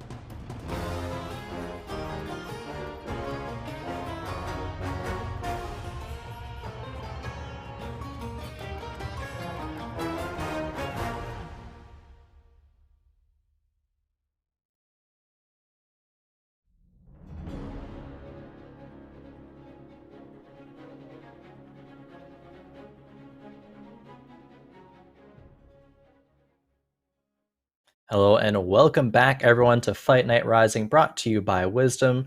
I am still Khroen and joined by LemonKiwi. We are 2 games down and 2 more to go. And we've seen a lot of interesting stuff so far. I think we both enjoyed Lemon, some exciting composition, some Riven re-rolling, some Yes. Yasuo as well, which I rather enjoyed. Even seeing it contested the last game was interesting dynamic there, but Buzzy managing to make it into the top 3. But a couple things that I have noticed is we have seen a significant lack of at least a primary Draven carry that we saw a lot of in the last week. And some people, after the patch 11.16 drop, are like, yeah, we're going to just full carry Draven. He's going to be super powerful. We've seen Draven a couple of times, but being the kind of like off item holder. There was like a static Shiv once and like that random rune ends. But be curious to see if anyone does end up going that route. But there is still a decent amount of re-rolling, which I'm sure you're pretty excited about, as you mentioned before the Oh break. yeah. We just haven't seen any Forgottens either, which even then Yeah. you remember when Cav reroll was a thing? Oh, I hope not. Oh But man, I know that comp was so oppressive. It was so insane. I'm actually kind of glad that was out of the meta. I abused it. Don't get me wrong. Like I played that comp, oh but yeah, I'm we all did. I'm glad that it's out of the meta. We saw the score breakdown just a few moments ago on the screen. Of course, we know that leading the pack is going to be Ever so much, and then second place is Sunny Shore, and there's a 3-way tie for third place, and now it's starting to get to the intense territory for some of these players as we reach the end of the day. We go and start on Ever so much. Who starts the bow? I feel like we started everybody who lands on the bow first. It's been bow, bow, bow. So a lot of people like the bow star. It's just so easy to go into Last Whisper, which is Oh, flexible. RFCs, not so flexible, not something you're gonna slam, but it does kind of hint you towards a direction you'd like to go towards. Yeah, like think about all the items, right? There's gonna be some merit to slam even like Rage Blade, like Titans. There's of course the Runeans, there's the RFC, there's the Last Whisper. Like Bo has a lot of very solid like item combinations in at least this specific meta. I guess the ones that are lacking are gonna be like, Shiv, or like Giant Slayer and Zezrod, I guess, are the actually only other 3 there. But the majority of them are good. So I like this prioritization. And Ever was telling me, speaking of Forgottens and how we just haven't seen Draven or just any Forgotten board, besides the occasional Thresh for Knight, or I don't even think we saw a Hecarim, but either way, Yeah. Ever said his favorite comp was maybe Forgotten. And he was saying, Okay. Forgotten's not so good. And I'm wondering if that's Forgotten Draven or Forgotten MF. I think these days Misfortune has been the more prevalent carry, especially at the AP items. If you now kind of with the 2 bows, I feel like you're more committed towards AD-ish, where Oh yeah. Draven would be the primary thing here. And you got a lot of Forgottens hanging around. Do you have quite a few Forgottens? MF could come through, but no items for her. We gotta wait a while before we get to a Draven, so maybe it would just be a, early game if we land on a Tristana or something, to have her carry up until that point. Also have seen not that much Lucian carry, I believe, with Sentinel Lucian. That's fallen out of favor a little bit with the nerfs that did happen to him. I guess they were pretty sizable ones actually, which is why we don't see that. There was buffs, I believe, onto Galio. That's why he's kind of being played part of some comps like the Jax Fortnite one, and just as a solid frontline in some others. Yeah, I really like Sentinels. It's weird that Lucian isn't like popping off as a carry. I think his movement sometimes is weird for me. It just feels inconsistent, like the people he shoots at and just what he's doing. Sometimes he's jumping around and not accurately aiming at the people I want him to. And then there's that whole sentinel trait where it's the highest HP is getting that extra buff. And sometimes, you're going for Irelia as your tank, and then she's getting all the love. But I do be liking Irelia with Radiant Thieves Gloves. I've been able to pop off with that, and that's where Irelia gets all the love when it comes to Sentinels versus like Lucian. Oh, definitely. Especially in the early game, she can pop off, but even has staying power throughout the majority of the game. She actually was one of the units that has been needing some nerfs and got some nerfs recently, past couple of patches because of that. And yeah, again, for good reason. Now we're seeing the split of the lobby right now in terms of players losing by actually every single player that lost by exactly 3 units. A bunch of 94 HP gamers, then 100 HP gamers. AJ Swagatron trying to remain on top of the 100 HP. Daofu already has a bow and a Yasuo, so perhaps we're going to see some more players going, very aggressive onto this this Yasuo reroll composition. We saw 2 players go for it last game, which is honestly kind of unheard of, and both of them hit Yasuo 3 at different points in the game. That almost never happens. Yeah, Yasuo is just that strong, and even you're convincing me of different ways to itemize him, even including the Radiant Hex tech, which is kind of controversial. We There you saw go. that. Your eyes are open to it now. I know. It's I've slept been on by shown a the lot of light. people, but you've now been shown the light. I expect to see you go into some ladder games and pick it. No, I'm just kidding, but I might as well, because I love Riven, and those items, the RFC and those shenanigans kind of fit well with Yasuo. I just have to come up with an AP item for him, and yeah. yeah, I've been converted. Yeah, the fact that there was 2 Yasuo players, you pointed out how interesting that was and how strong it was. I think there was one player, I want to say it was that second place player, the Sunny, that went for a bunch of 3-star Nightbringers too. I can't remember, but that was really strong. Yeah, no, there was the bunch of 3-star Nightbringers was, I believe it was still Buzzy, but Buzzy like had to wait to hit the Yasuo 3, but first hit the I believe it was the Sejuani 3 and then hit the Lee Sin 3 after. Just had to wait until the other Yasuo player died before hitting the 3-star himself. So that was kind of a little bit unfortunate. Used a lot of HP to kind of get to that point. And I'm sure if Buzzy was not contested that game, I actually think Buzzy probably would have won it. If, getting the Yasuo online earlier, getting to go fast 9 earlier, because, we talked about, you mentioned going into today that going level 9 sometimes, isn't always doable with the amount of aggression that these reroll compositions are putting on the lobby.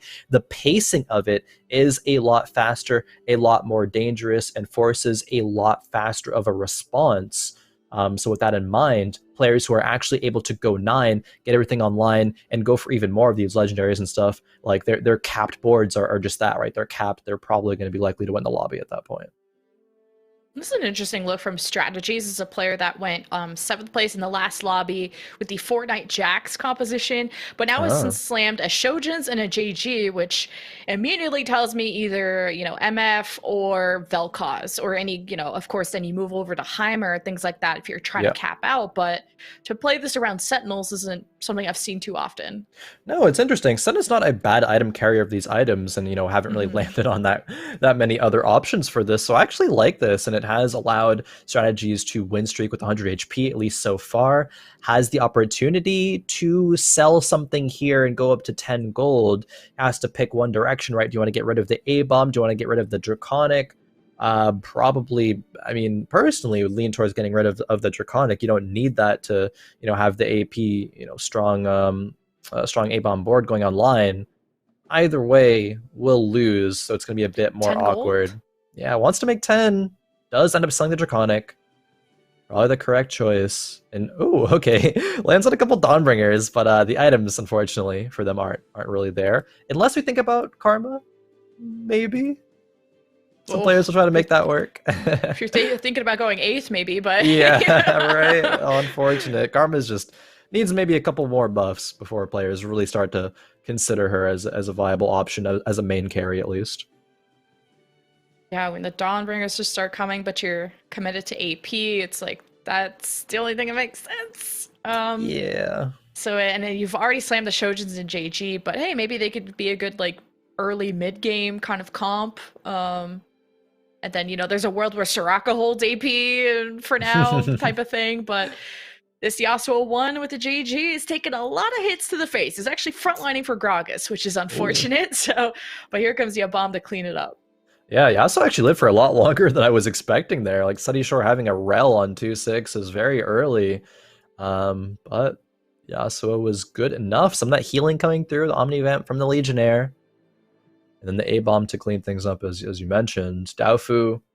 It's really funny to actually be running the A-bomb right now, because you would almost never think about that going hand in hand with running Yasuo.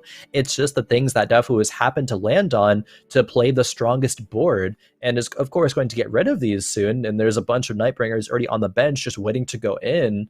It needs to maybe find the Yasuo 2 and the Sedge 2 before seriously considering swapping those in. But off to a really good start, and okay. has a spatula as well, so we can start thinking about some emblems, you know? I mean, it's The going to be Cav is right awkward. there. Yeah, Cav is going to be there. Don't do it. Maybe. Don't do it. No! The There's Cav! the It was in the Dawn, cards! the Dawnbringer potential.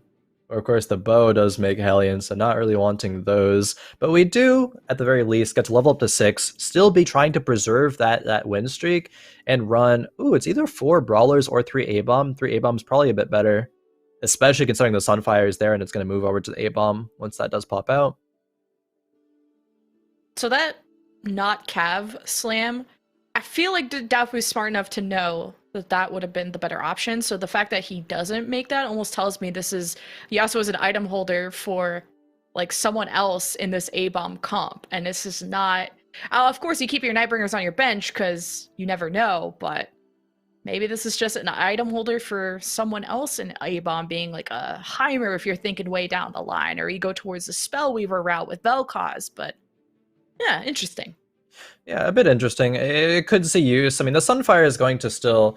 People are generally leaning towards slimming it, and it's not even like the early game anymore. It's in the mid game where it's going to start falling off a bit faster, but still is strong on the A bomb right now. Even is going to find use if we commit to the Yasuo Nightbringers on like a Lee Sin later on. It's still not going to be bad by any means. Then, so a solid slam. I think all around.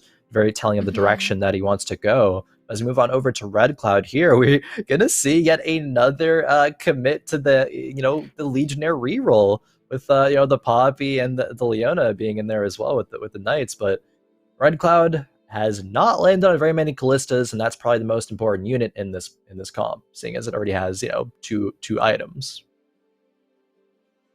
Yeah, I mean, you're still, even though it's an IE and Hurricane, you're going an AD route, but doesn't feel locked into anything, and still decent amount of sustain, but Redeem just 3 is not the strongest of openers or comps front lines, that case, but because they're all upgraded versus Sunny, that's going to be a dub for Red Cloud, as we're kind of thinking, what is the next move? Because you're in 8th, and you've now lost a lot of HP at this point. Yeah. We'll see. Lands on a couple more Aatroxes just naturally. Oh, okay, another Leona. I mean, every single roll gets closer to these 3 stars, and that's going to allow Red Cloud to stabilize, as you were kind of, worried about, and rightly so worried about. Needs to land on these. Is unwilling to go below 50? Okay, I was going to say, here we go. It can sell the Lux. I don't need that pair. Here we go. And there we go, landing on some things. At least the Leona 3 comes through. But still, only 2 Callistas. Where are the Callistas? They're hiding. Yeah, there's a few A-bomb players that are just yoinking them, but I guess there's so many one costs in the pool that you're definitely frustrated, but you're getting away at level 5 from those one costs. And speaking of that, Buzzy on the other side has going a Sentinel route with maybe Lucian, and still has the items on Olaf. Of course, while it's 2-star, it's going to be stronger than a Lucian, but yeah, I'm wondering what Buzzy Boo's thinking. It's a little open. I mean, Buzzboot is doing very well at playing strongest boy right now. It doesn't have to commit to the Sentinels from here, but still gonna be good enough for that 5 win streak, as we see pop up on the screen. Red Cloud and Sunny Shore getting very close to seeing what's in the box. The Stimmy, of course, Radiant Blessing. Yet just one more loss will get us there. See what Buzzy's up to. Is picking second to last in the carousel. Double checking what options he has, and picks up a belt to go along with either the bow or the rod. Probably not gonna ever be a ZZ rod. I feel like the item it feels so bad to slam nowadays. Maybe needs to be buffed a little bit. He just needs tank items, right? This bow and the locket, or this bow and the rod, who could turn into a locket. Yeah, there's maybe not tank potential, but maybe looking for some more HP going along with that. Anything from a redemption to a war mugs are like my favorite things to make with a belt, but going for anything but a tank component I think would have been weird. So good on Buzzy to kind of balance out his board, but not wanting to have anyone hold that component. Just really not sure what that's going to turn into. Definitely.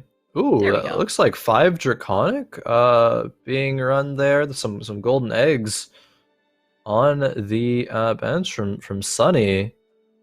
And going back to, I mean, the point of Buzzy Boo, I think Buzzy Boo really wanted something to slam, and it was going to be the Amarellos, because what we were talking about in the previous game is that Buzzy Boo does very well at playing, aggressively, playing with momentum, and trying to preserve that streak is I think, amazing for Buzzy Boo. It does just that. Now is up to second place as we hit the Radiant items, and I didn't even get a chance to fully process what all the options were for Sunny Shore, but Nice. the grabs the Radiant Zezirot. Interestingly enough, one of the lowest rated, at least offensive ones, on Mismatch Socks' tier list, which of course we all look at. And Mismatch Socks' word is law here, being of course the rank 1 player right now, and for a lot of times in TFT's history. Well, wasn't it Sunny that might have had the Radiant Z? Because this is not the first time we've seen a Radiant ZZ Rot No, on it's Fight Night not. tonight. Was it So Sunny that had the last one? because I it don't had to do with an remember. Abomination Vel'Koz comp, because we were trying to Oh justify it like, oh, maybe man. this Vel'Koz has enough time with the ZZ Rod. Like, surely there's value there if you squint hard enough. So this is either deja vu or this is Sunny really believing in the Radiant ZZ Rod. I mean, we see the value that it doesn't get from this fight here. It goes in the A-bomb too, and then the little Radiant Void Mother is like a little Radiant Void child, and it doesn't have that much HP. And yeah, okay, Thieves Gloves pop from an egg. That's all right. You know what feels bad though is getting your stimmy at the same time that you get your radiant item, because Yeah. that's depression city right there when you have 28 HP and you're not even at stage 4.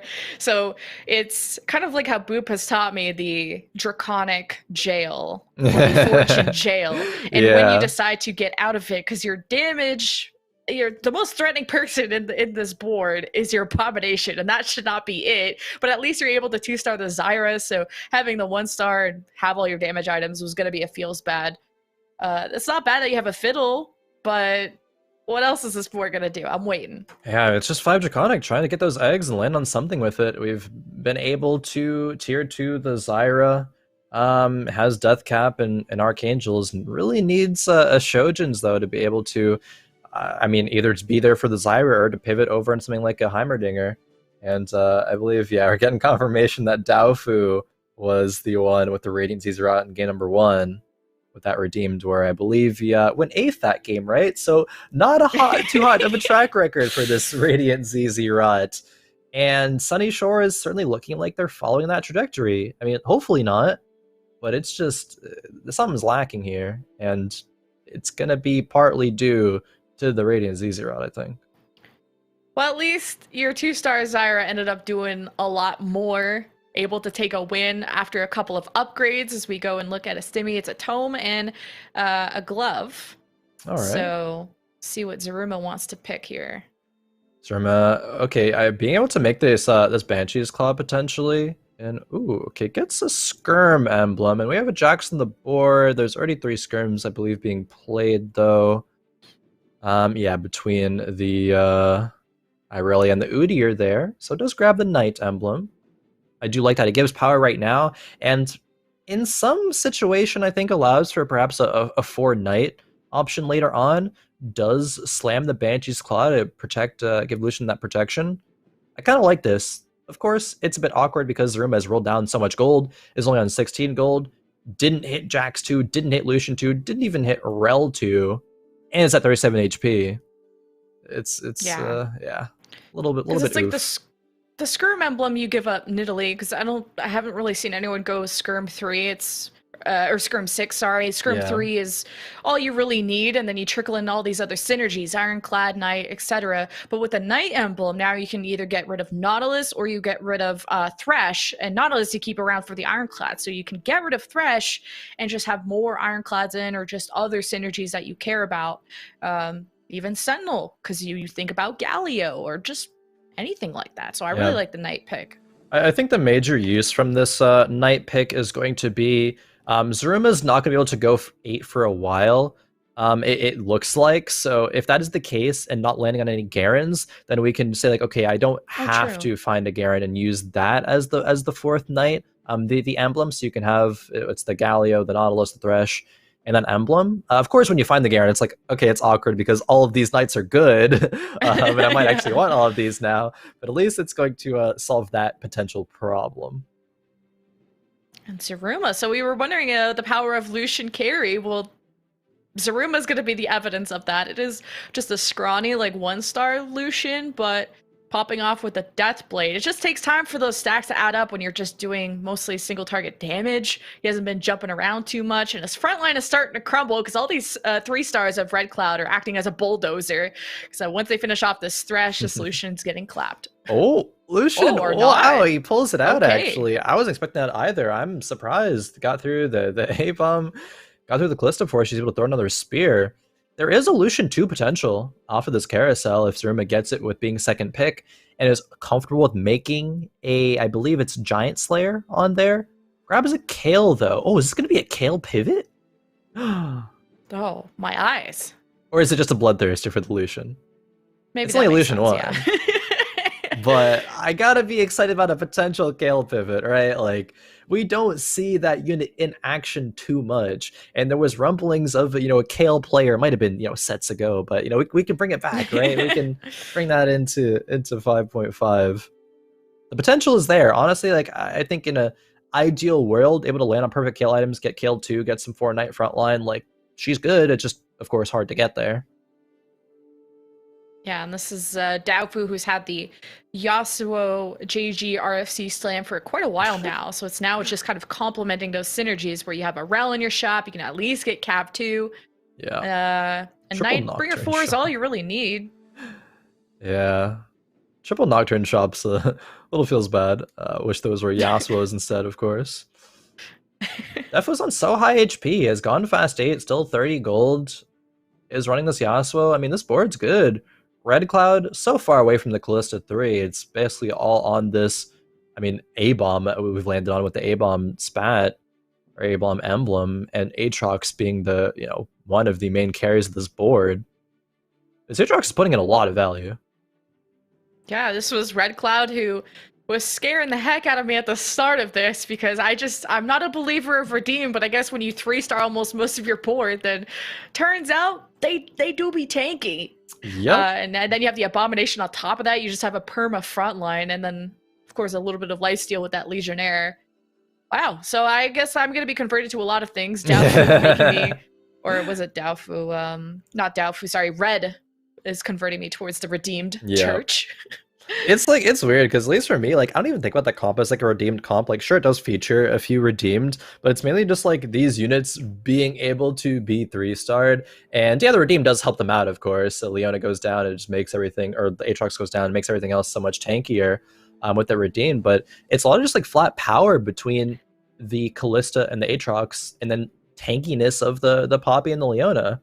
If you're 2-3ing everything, of course, but there is weight into saying that it is a bit of a redeemed comp, and the value, of course, with that trade is there.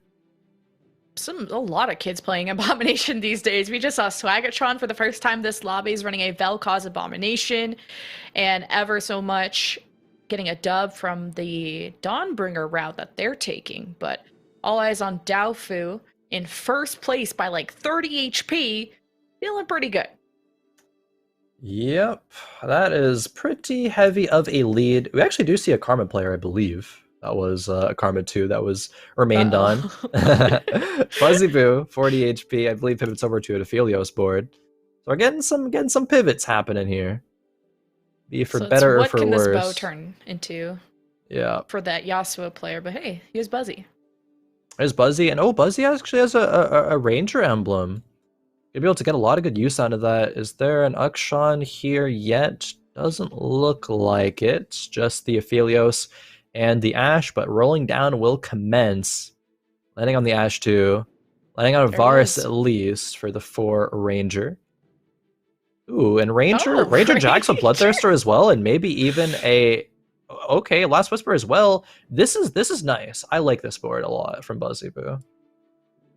You have the double carry potential. The only thing I was questioning is I remember early game he had a rod and a belt, and I was thinking, and he picked a belt from Carousel. I'm thinking this belt's turning into some kind of tank item, but slammed the Morello on the Lee Sin just to add some Grievous, maybe help out Jax just chunk down this front line, and then you have damage at range, and it's Aphelios mode versus Aphelios, but Buzzy has his 2-star and Zaruma's does not.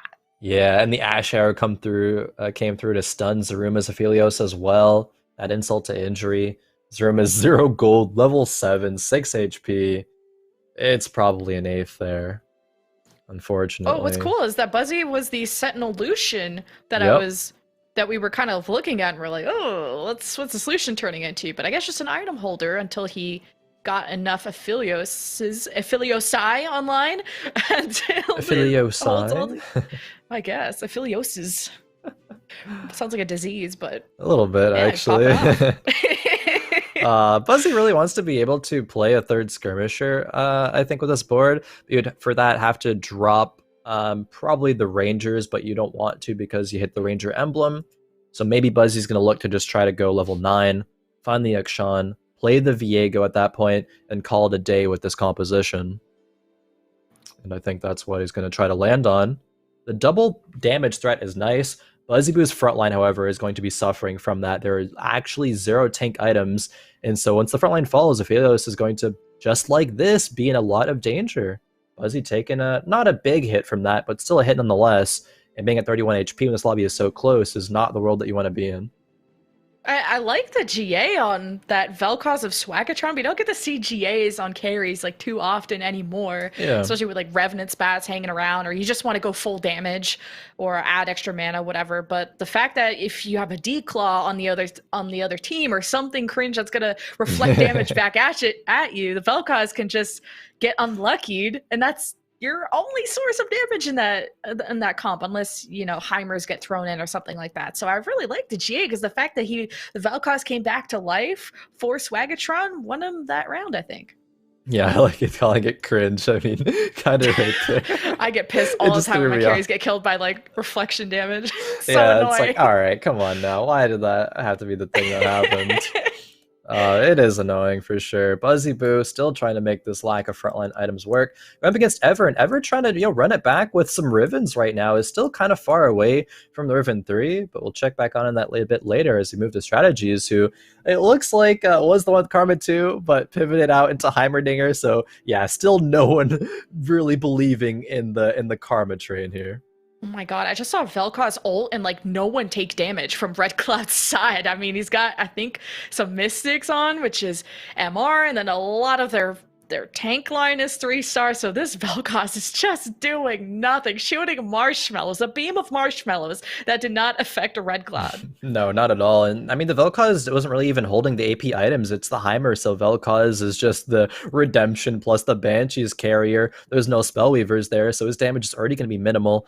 And then pair that with the resistances on the side of Red Cloud's board. Yeah, that is very much just a, okay, that beam tickles. It's a nice little, like, light bath, but that's about it.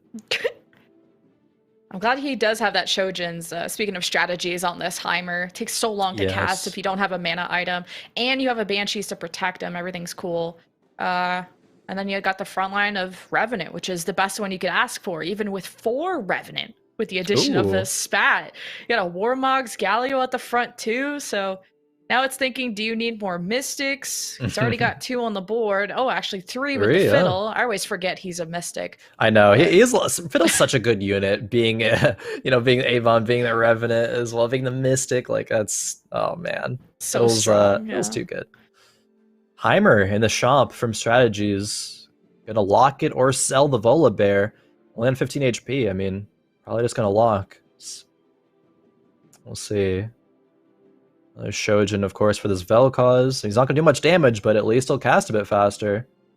Oh, and the first cast might be what matters the most, because the Vel'Koz was able to get that Heimer to like half HP, and then the Heimer turret of Strategies finishing him off. So Swagatron didn't even get to cast. So hey, that's a dub for Strategies. Yeah, and I feel so bad for Swagatron. I mean, Swagatron has the A-Bomb, has like a Volibear too, but it's not good enough if your carries can't cast, and it's going to be exact lethal. Zaruma goes out with -1 in 8th. Swagatron goes out in 7th with 0. The HPs are still so close, Lemon. Like, this has happened for the past like couple of games. There's a lot of gaming happening. These Yeah, players. strategies did a good job though, because like in the early game, he slammed a Shojin's JG like at the start. I think it was we were pointing out it was a Yeah, it Senna was on the holding Senna. those items. So the fact that he's pulling a potential top four out of his hat could be good, but it depends Hmm. on these next couple of fights if you can win, as Oh. only the Lulu's getting suffered. Yeah, we're seeing Ever, and Ever, has the Riven comp. No Riven 3, though, is going to make this a little bit hard. Has to even get through the Radiant Void Mother there. Zizrat coming through, and now the next one. Velka is finally going to turn his attention over to the Riven. I don't believe Ever is going to get eliminated here. As the Riven's actually living for longer than I was expecting. Does drop to 4 HP. Red Cloud as well fell to 9 HP. We're going to see our top 4 here soon, but at least we get the Dragon round neutral to provide some sort of reprieve. It does give forever a Titans. We see Cav Spat, a Morello's. Oh, Morello's for that Volibear for Daofu is so Ooh. good. Yeah, for sure. And this is was it Sunny was also the Draconic 5 player that, didn't go 8th. Which I know that sometimes Draconic Jail sends you there. And Yeah. we were kind of criticizing a bit the Radiant ZZ route from Sunny, but kind of that extra front line, maybe saving him some HP, especially if that Vel'Koz can get a few more casts off, because we were just talking about the number of casts and how important it is and how quickly you can cast too, as we're just kind of upgrading some units, couple away from this Okay. new 3. Okay, I don't get to see this too often. Yeah, this is a 4 A-Bomb 4 Nightbringer board. This is very, very rare. And okay, going to be hitting a Sejuani as well. With 25 HP, it's not like we're going to be eliminated in just one hit. Dafu has a couple of lives to try to find this Yasuo 3 as well. Does need 2 to get it, but has some decent positioning, I believe, into this board. Ever will probably go out here. The volley is going to land, it's going to drop, and oh no, the healing debuff for this Riven and the Yasuo on her. Can Riven actually be able to get through it? No, there's no chance. Yeah, There's this no frozen chance at heart on all. Yasuo only slowed him down a little bit. I like the positioning of the Nidalee from Ever, but just not enough damage to get through this. Front line as Buzzy also takes an L, but a few surviving as the bottom 3 is Zaruma, Swagatron, and Ever. And kind of a turnaround from Ever, because wasn't Ever like in first that last round? Yeah. Yeah, so not pulling out a top 4 this time. No, trying to run the same comp. I mean, maybe a bit too stubborn, trying to just run the same thing again and again, even if you don't have the openers for it and don't really have some great direction. Sure, the items were there, but not landing on all those units that you would have needed. And it gets punished for it. I mean, out in the bot 4. We do have our top 4, though. It's Buzzy, Red Cloud, Strategies, and Daofu. Red Cloud is, like, such an interesting player here. Like, kind of getting away with murder a little bit when it comes to that insane pivot in game number 1, but then landing on a top 4 in this game without having the Callista being tier 3'd. Sure, I guess we land on everything else, which is why we've gotten here, but it's by a very close margin, I guess I'll say. Yeah, Red Cloud was able to get a top 4 in the first lobby with that Nocturne 3-star. Kind of has a very unique playstyle of going after comps that are not contested, so you don't have to spend as much gold to 3-star these units. So kind of is rolling the dice on these reroll comps and what he prefers. But this Daofu really close to an L. It's the Abomination versus a 2-star Ash. A-Bomb wins this. It's just too tanky, and the Frozen Heart as well. A couple more slaps, and Ash is taken down. Strategist goes down. Hey, Buzzy Boo. Oh, Buzzy Boo gets taken out 2 and 3rd. Back-to-back thirds for Buzzy Boo. Certainly still keeping himself in the running for maybe contesting a first overall on the night. Daofu winning that round means that, you get another shot, another round to roll this Yasuo 3. Not landing on it yet. But Red Cloud top 2 with this Legionnaire reroll. Reroll is the wave. I guess. But it was so important, and I wonder how much gold he really spent to hit all of those 3-stars, and I guess not something people really contest on those redeems, and just had a good opener and spent a lot of gold to 3-star, and look how much it's paying off. That was a good Volibear ult with the Morello too. Almost everyone of Red Cloud's squad is on fire, and here comes the Abomination from Daofu.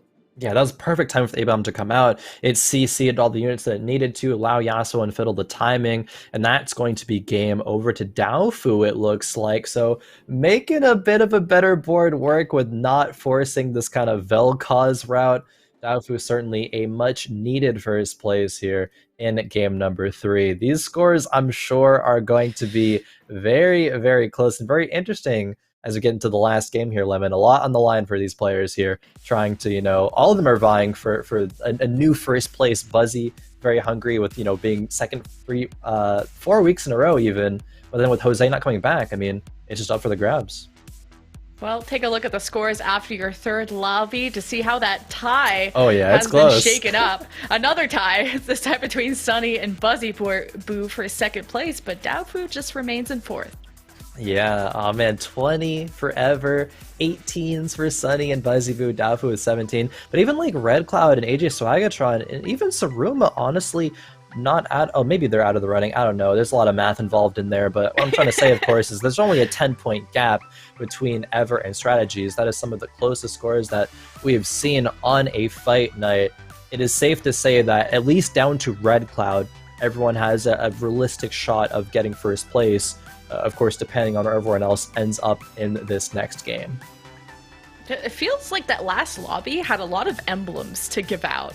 I can't remember if that was the stimmy that had the tome in it. Maybe that's why we had some extra emblems. Okay, that makes sense, because like Daofu, who won that last lobby, got to propel themselves into fourth place thanks to that first place, and I think was able to pull off the Nightbringer 4, Abomination 4, thanks to a few emblems that were floating around. I think I saw a bunch of teams have at least 2, and that's where you can get really creative and experimental with some of the compositions you can pull out. Oh, definitely. And that's the best TFT, right? When you're able to have these... I mean, it's the concept of being able to adapt and having to adapt, right? You get the emblems in your shop saying, what's going to be the best for my route? Is it going to be, the Spellweaver emblem? Is it like a Knight emblem? Whatever. How am I going to just improve my composition? Have my end game capped board to win the game with? And landing on that isn't easy, right? We saw some things not quite work out as well. We saw... another trying to make that Raven style comp work, but not landing on 3 stars. There's just so many different factors that go into it. But at least it's making for an exciting game number 4. That is for sure. And it also goes to show that you are not out of the tournament, even if you start the day on 8th place. Daofu started with an 8th, but with the 4th and then a 1st is only 3 points behind Ever in 1st place. So Daofu could realistically start with an 8th and win the day. And this is where Ever, like a top 4, is everything. This is the last lobby, of course, so everything is on the line. But like you said, the point margin is so small. He could easily fall out of the top 4, but starts with a bow, and that's one of the best openers, along with a last Whisper Slam that you can easily do. You're obviously going to commit towards that AD direction, so might as well just finish off your neutral rounds and see what you get. Hey, what do you know? Another bow that we start off on the perspective of we're 4 for 4. At least we're consistent here. You got a bunch of Dons in your shop? Sure. That's nice. We take those. Not bad. Is able to even get the bow off of the Kha'Zix already and pick up the extra one. Even, I mean, the Dawnbringers, I gotta go back to I think there was last game, a Karma being run by, who was it? It was Strategies, but then pivoting out saying Karma 2 is not good. I'm gonna go to a Heimer 1 instead, because Karma just does not have enough strength. A little unfortunate, but got 4th place out of it, so cookie crumbles. Yeah, because of the pivot, probably away from it. Yeah,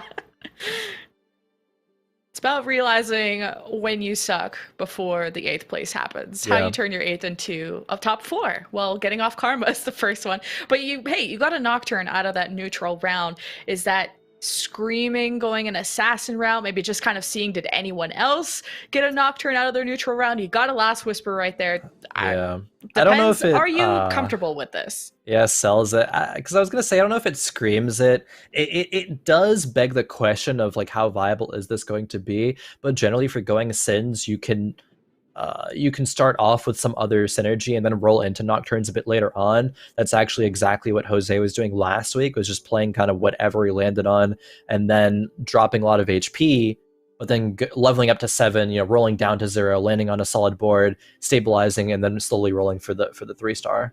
And that worked out a lot for him. So maybe Ever could go a certain route, a certain similar route. Doesn't have to, so we're not going to commit to anything. The belt just going on the Vladimir, has no synergies with him. He's just there for a tier 2 unit. And Ever, so much not shy to competition, was telling me about all of the different tournaments he signed up for and competed in, like Mort Dog Madness, a bunch of LAN qualifiers near him, and having really good placings there. So Ever kind of, I wouldn't say like that first or eighth player, but definitely isn't super consistent in this fight night, whether it was like the top 4 with the assassins at the start, or now kind of at the bottom 4 just in that last third lobby. So kind of being flexible kind of bites you in the butt in that case of maybe specializing in a few comps would maybe have your results be a little bit more consistent. Yeah, definitely. I'm just, wow, this is a double Yasuo shot for Daofu. It lands on a Yasuo 2 at 2-2. The only way I've really ever seen this before is with a help of a Nico's help, but Daofu doesn't even need it. Just sells Vladimir, lands on 4 Legionnaire, has the Sunfire. It has no bows, I suppose, but it's okay. You really only need 1 bow, which we can land on for this Yasuo. Daofu's certainly going to be feeling good about this one, especially going into strategies who has 4 tiers and has to make a chalice as one of the items here. Oh no, this is not it. Yeah, I just don't love the chalice, especially like this early. I think it'd be good to build it later on when you're like, well, what can I do with these scraps of components? I guess I'll make this. Like, that's the kind of thought that should go into chalice. And maybe strategists didn't want to lose that much HP. It just thought any item is better than 0 item. But I think just taking the L, taking some HP loss at this point of the game would have opened up his options for later of what that tier and what that cloak would have turned into. Yeah, definitely. It just doesn't feel good all the way around, and definitely agree. Unfortunate. Let's see if they're able to recover from that spot. It is honestly like, so some TFT, I'm just like thinking back to some TFT streamers, of course, speaking a lot of hyperboles, and you would take sometimes an opener like that, and you're like, all right, this is like a 90% chance this is going to be an 8th place from here, like with this kind of opener. There's like almost no way I can recover from this in a good lobby. You'd like to be, proved wrong in that scenario. You'd like to be the 10% and high roll your way out of that situation. It's just, you don't want to be from a position of being behind. Daofu doesn't have to worry about that, though. Daofu is going to be very ahead with this Yasuo 2. Sticking to the win streak. Ooh, RFC even slammed for, looks like Buzzy Boo there. Going to be winning the round versus Zaruma. And has a Riven, so maybe we get another person trying to run this Riven composition. Hey, that's a good slam. It's a little early, but if you have the Riven and you have a bunch of Dawns going, nothing wrong with picking your direction early. Especially when you don't see anybody else. Obviously, you probably scout and see, okay, no one else is running this. No one else has some Dawnbringers hanging around. So if I'm uncontested, you go for it. And it's like that chalice slam we were talking earlier. It's like, it's rough because what if you really have like a cloak and a tier star? Like that's the worst. And even just any form of a tier item, unless it's redemption, I'm thinking is like kind of sucks. You're hoping for some kind of damage. Like you're hoping something like this, like a Last Whisper, some kind of tank component, and some form of a 2-star. Like this is the kind of opening I would prefer. Yeah, Skirm Sentinel opening. This is nice. It did lose out in the last round, albeit barely. Zerma probably a bit disappointed about that one, because you would like to take a Skirm Sentinel opener like this and allow you to win streak, all 5 rounds in stage 2, especially committing these items onto the Olaf. Sure, it's not Olaf 2 though, so but unfortunate. It might actually be okay, because if Zaruma rolls into Daofu, it's probably going to be a loss no matter what happens. Let's see what the matchup's going to be. It isn't a Daofu. So I think Zaruma actually probably doesn't... Okay, he does slam this. Maybe just wanting to mitigate the losses. Doesn't want to lose to like 5-0 or anything like that. And yeah, it's going to take out the Sejuani. Probably not too much more than that, though. This is actually fine. Zaruma lost the last round. It's going to lose to Daofu. And maybe even should consider like making his board a bit weaker, or just try to scout out and see, okay, am I likely to lose the next round as well because I haven't leveled up yet, and go on that full 3 loss streak before it crows? Because that is a very serious consideration that probably should happen, honestly. Yeah, it's just unlucky that Zaruma rolls into Daofu, who I think has the strongest comp right now, with most of his board upgraded, was able to pre-level, and you have the Yasuo with some items going. So that's just, I don't think Zaruma's weak. It's just needing more upgrades at this point, which they're just sitting in his shop right now. Yeah. So he's thinking, I mean, this knight doesn't fit in, I think, till next level, but at least you can 2-star your Olaf. Okay, I was thinking, does Zaruma not upgrade the Olaf right now to just try to fully lost streak, but hasn't leveled up, so thinks that, okay, I just want to lose by 1 or 2 units again. It's just that I know I lost the last 2 rounds because I just ran into strong people, so let's make the most out of that streak. It feels bad when you go win loss back and forth. This Olaf, however, might be a bit too strong, so I guess you could sell the poppies and make 30 gold. Like, that's cool. Silver lining, you which just is gonna happen, yeah. You didn't lose HP though, and you at least sold your poppies, like you said, to go to 30 gold. So not bad, not bad. Unlucky, miss out on a few extra gold, but it is what it is. It is what it is indeed. Lee Sin in the shop is a potential skirmisher to replace this Udyr. Udyr 2 is still good for this point in the game though. Sherman maybe doesn't have to buy anything, just saying, hey, if I get gold here from the Krugs, I can make 40, continue up on this econ. It's a rod, not the best. We are prioritizing, of course, attack damage items. Gets a spat though, so now this opens up a whole new world of possibilities. There is a sword there, so skirm. Yeah, a skirm potential is here. Are we gonna see someone go for 6 skirm? I think that's the question. Usually we're not at this point in the meta, but hey, again, the potential. Sunny Shore offered a bunch of emblems. Yeah, None really I'm not sure do what much this is right yet. now. It's Invoker playing for later. Yeah, it's like, okay, I can get a couple Legionnaires or a few Skirmishers online. Get some Skirmishers online anyway with the Lee Sin. And it's just the Invoker going the Aurelia. It sucks right now. It literally does nothing right now besides a plus 150 HP. But later on is what we're going to be thinking about. So at least you're going that Abomination route, it seems, with your Misfortune being your AP carrier, and this Invoker tells me Teemo question mark, or at least something to go with an Ivern if you care about having more Revenants in. But if we're confused about the direction, they probably are too, unless they're like some maniac genius that can see all the paths and all the directions in front of them. But kind of maybe letting the shop dictate what they're going for. Decides to go for the 2 Cannoneer. Now you have the 3 Sentinels, so you're just building the best board you can. Yeah, making the best out of a pretty poor situation, honestly. All of these units are tier 1, losing a lot of HP, not on a full streak either. And there's just players who are going to be closer to what you want to be at. It's not like even the gold is insane from this spot. Honestly, there was a very real consideration, I think, for Sunny to just roll down like 20 gold there and try to stabilize on something. Because I guess Sunny Shore is in 2nd place overall on the day, tied with 18 points, wants to play a very, very risky 1st or 8th style to win out on the day. But sometimes you got to be like, hey, I can only really play for a top 4 here. Make the top 3 on the event, get invited back to next week, and then show your stuff then. It's just hard to force a 1st from this position.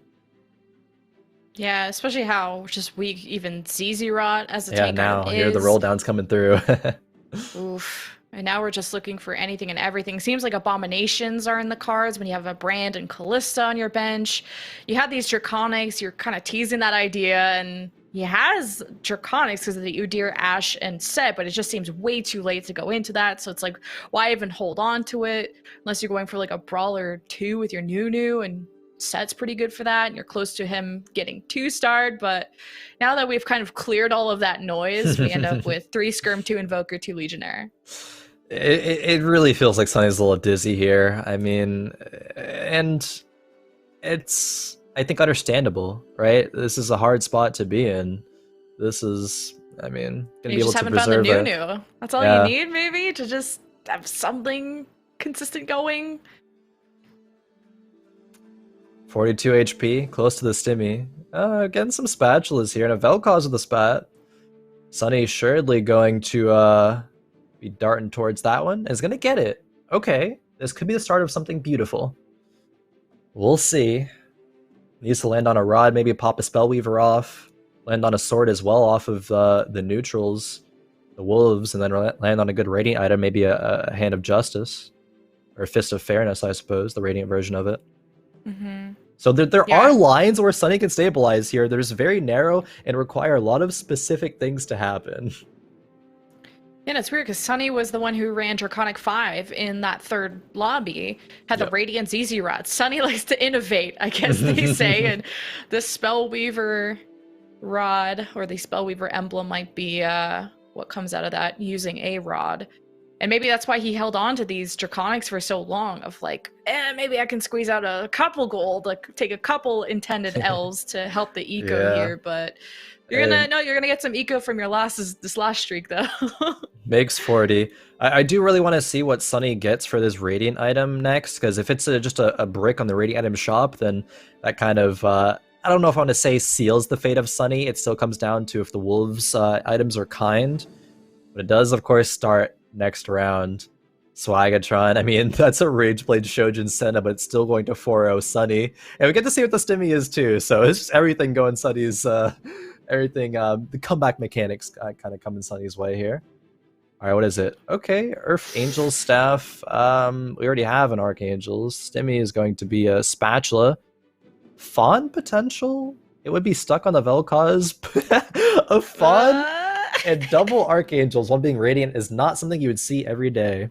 That is for sure. Levels up to level 7. Vel'Koz pair. Where's this Nunu? Nunu's hiding. To it. Really is. Just sucks about so many people liking Abominations. I know. Okay, can put Ironclads in right now. Maybe can take out 4 redeemed. Oh, actually, he's gonna go maybe 6 redeemed. Why is the kill? Doesn't have the 6 redeemed though, so it's definitely not better right now than say putting that Nautilus in. Varus? Yeah, missing Varus, missing Lux. One of the two, because we have the Kale. Yeah.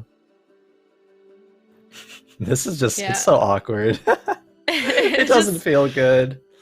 We're searching for the dove, but at least on the other side, Strategies goes for the Radiant Redemption, puts it on the brand, has their own Vel'Koz going, only with an Archangel and a tier, but still the more sustain on the front line, kind of helping Strategies just barely pull out a win by like 2 or 3 units. Yep. Buzzy on level 6. Of course, it is still going to be stage 3. He's scouting around, seeing an Aphelios player and a Spatula, so that could be 6 Assassins later on into the game. Ooh, Aphelios 2. Ever so much. Yeah, getting confirmation actually. Ever so much has Aphelios 2 at level 6. So, I mean, 44 HP, so it's kind of needed to stabilize at that point. I didn't quite get a chance to see what all the items on it were. Try to tune into that a bit later. See what's up. Leslie was making this Riven comp trying to work, though. And that's where Ever, I think, struggled with that last round of not being able to hit Riven 3 and how that quickly makes Riven fall off of being able to get top 4.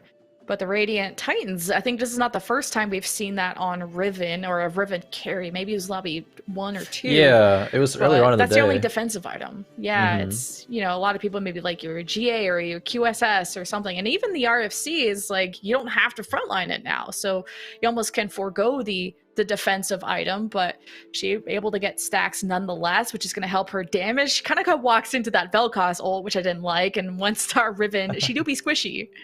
Yeah, a little bit. Actually, Sunnyshore gets the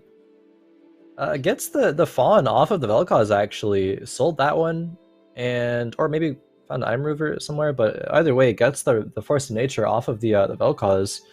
Pretty good. And now we see Ever taking a loss, even with the Aphelios too. Getting the Stimmy though. Gets the choice of a tier and a glove. This could be Last Whisper, IE for the Aphelios. Not bad. Yeah, I'm waiting for him to decide. I don't like making decisions for them. They're way smarter than me. So at least the IE was called correctly. Now what does this bow and glove and vest turn into? There's always a world where turn that bow into a tank item. The Titans would be good on Aurelia. And you got a spat, you can always think about having calves if you want to have a second calf in there with Sejuani, the vest and the spat doing that. That is true. Of course, Philios, that backline person, just needs time. There we go. This was also hit very early. Oh, but that Aphelios gets Zephyr'd. Yeah, and it's by a Radiant Zephyr too, so he's going to be up in that tornado for a very, very long time. He comes back down. Here we go. And oh, Zaruma actually is going to be running some Forgottens and with a Draven. So I think this is the first like Draven composition we're seeing today. And oh no, the Aphelios comes down and gets the ultimate off, loses 1 HP, and wipes pretty much the whole board there. I also just noticed that Ever has a Radiant Banshee, so that gives that spell shield to the whole team, and it wants to level, but might have miscalculated there. Yeah. That's cut the tape quick. No one saw it. Quick, delete the VOD. Delete the VOD. It's okay. Just it's pre-leveling to leveling. Yeah, of course. No, that's not good. To say the least. Hopefully, I also think, you still need to upgrade the board, right? Because you still have an Irelia one, a Varus one, Yasuo one. It could have rolled a bit, or just stayed at level 7 a bit more, but... Yeah. I mean, this cav spot I do like, because obviously Rel being on the bench never does want to put that in, can build some Ironclads a bit later, can get the 3 cav, and Lee Sin is a very, very good tanky unit in any Nightbringer focus composition, be it with Aphelios, be it with Yasuo as well. Lee Sin has a lot of frontline power and actually provides a lot of damage too. Fortunately, Ever doesn't really get punished. I mean, sure, it could have made a few more gold and not wasted on, spending it into the void, kind of. Not quite the void's, leveling up, but didn't get the benefits of it right then. Move on over to Red Cloud. Check on the bottom side, yeah. Yeah.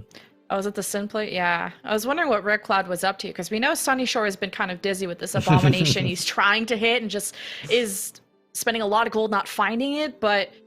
Surprise, Red Cloud, and especially Assassins, you're hemorrhaging a lot of HP until you're just slow rolling for this 3-star Nocturne, which is really important.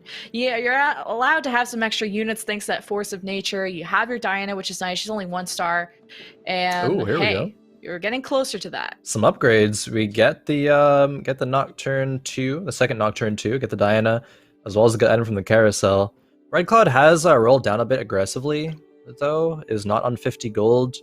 HP is kind of low. I mean, didn't even get a chance to make those spats into an assassin spot. So maybe you take 1 more loss and then you kind of roll down to 0, because at least having your board capped as in like get your 3 stars going with 0 gold at 7 is better than maybe getting knocked out without your board even completed and gold on the bench. This can be a win. This can be a win. A good matchup. Does run right into the 1-star Jax from Buzzy, so it gets to take that out. How many times did Nidley dodge, though, is the question. Dodge, dodge, dodge. Oh, here we go. A couple more autos come through, and that secures the round. So Red Cloud probably greeds that one more. Just says, it's okay if I lose the next round. I'm going to go into stage 5 with, like 60, 70 gold around. And maybe more, depending on if Raptors give more gold. And roll it down for the Nocturne 3. If we land on it, hey, can maybe get a top 4.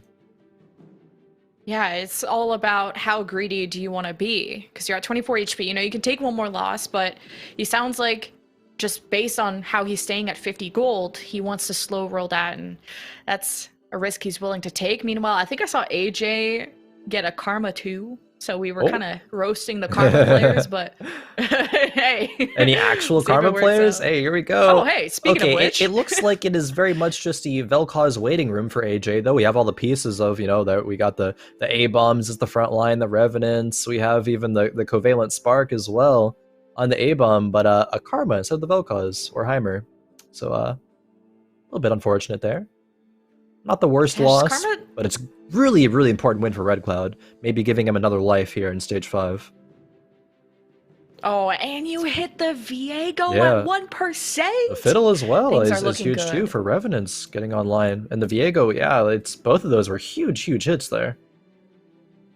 We'll see if he lives to tell the tale again, but maybe Hopefully. you check in with Buzzy, who had this early RFC slam on, it was on It Riven, but now has was. since found a new home on Jax, and maybe gave up and thought, okay, I can't hit this 3-star Riven, I can't hit a 3-star Nidalee, and I just saw someone get bottom 4 with a Riven 2-star, so a better 2-star would be Jax with these items. Would be. Does not even have a... Oh no, does have a pair, actually. Moved onto the board in preparation to make these transitions. Assassin Emblem, Runeans. We could have Lee Sin, Lee Sin, and then Runeans on the Nidalee. That could be pretty solid. Ooh, Viego. So do you dish a Nidalee, or I guess that one works too. I thought maybe to keep the Skirm 3 if... Because he's keeping this 2-star Nidalee on the bench instead of maybe, was it getting to 40 gold? I can't remember what he started at because he rolled so fast. Yeah. But was still maybe thinking about a Nidalee 3 with these items as another carry. Throws the Runons, that's perfect. Can get those stacks of Deathblade a little bit quicker, but this Vel'Koz is also instantly casted for Sunny, which is not good news for Buzzy. No, not at all. I mean, good news for Sunny being on 4 HP, you know, 1 life until being eliminated. Lot to lose here, especially coming into this game in 2nd place, tied for 2nd with Buzzy actually. So important win there. Okay, Red actually not rolling it all down there. Wow, saves the gold, wins the round. Quicksilver or Last Whisper. It is gonna be Quicksilver though. Probably gonna go on the Viego. The triple Draven shot, but no Jax. Where is the Jax? Please. We're level 8 too. It's not even like rolling it down to 0 at 7. Oh, finally. Buzzy gets the Jax. And ignore the double Nidalee in the shop too. And it's like, meh, you would have been 1 away from Nidalee 3 if you picked those up, but then just did not have the gold, you know, sub 10. You just gotta pick one or the other. Sells the Ivern too. It's just in there for about a round. Any Garens? Hello? Are you there? No Garen. Feels bad. It's gonna be a Rel though. And then Assassin Emblem could come in here and help out the Viego a little bit. Oh, but this Viego is going right after that Heimer turret, so unlucky there. His QSS not gonna help, but it's gonna help versus actually the Syndra. Oh, it was good there. The QSS prevented the Syndra from throwing the Viego away and actually stole the Heimer turret before the spell went off from the Heimer. So that allows the Jax all this time to get through the board there, and that actually was the difference. Like, I wasn't expecting that to happen that way either, but it ended up working out. Because Buzzy was just spending so much time, like, rolling and figuring out, okay, I have Knight 3, I can't find the Garen, do I put more Ironclad in? There's just so many decisions and ideas going on in his head that he didn't get to reposition Viego and kind of scout out the board. Even though, you know, there's still 7 people alive. You're not scouting for much, but at least throwing him on either edge to go after these pesky Vel'Koz players, but... Yeah. At least doesn't want to go for Syndra too, I guess. No, I guess not really much room for this. I mean, it would give Invoker, but I guess the question is, what do you cut? Wants to run the 4 Renewer? Okay, is fortunately on the correct side, going into Zuruma's Draven. The Draven comp is strong. I mean, we see the power of it. Zuruma's at 60 HP. Is still at 20 gold. Feeling pretty good about this. Is the life still going to be enough? Oh, the Draven gets the shield as well. The fact that Draven's alive probably means it's going to be a round win, and yes, it does in fact mean that. Just so much sustain with the Radiant Redemption, and the Renewer and everything. But what you're lacking strategies is some damage. Because this might have been the player that slammed that Chalice, if I remember correctly. So we were... Yeah, I mean... He made something out of it. Kind of had to, but it didn't feel good sort of thing. But I guess... There's no damage on that Vel'Koz, though. Yeah. It's like, there's so much heal, but then no damage. A lot of appealing items, at least, on this carousel for players. There's a few emblems. I think the Ranger emblem might not end up having a home in the end, but a couple of the other ones will. Back to Red Cloud, who finds a Volibear. Revenant's coming in. Certainly feels good. Rolling it down for the Nocturnes, but they are nowhere to be seen. Oh. Like, though. What are you getting rid of? Yeah, probably just the Riven. Okay. Doesn't really have too much of a place in this board. But then you have your Voli backlined. So Yeah. he's got to kind of crawl up before he can ult. But maybe, yeah, It's I'm gonna not be sure. okay. And Volley. it's gonna decorner some of these units. And the Nocturne Viego going to jump into the corner. The D corner happens, and yeah, now the Nocturne and Viego are going to rain, terror in the backline. Fulber gets to walk a bit forward. And this is a good position for Sins to be in.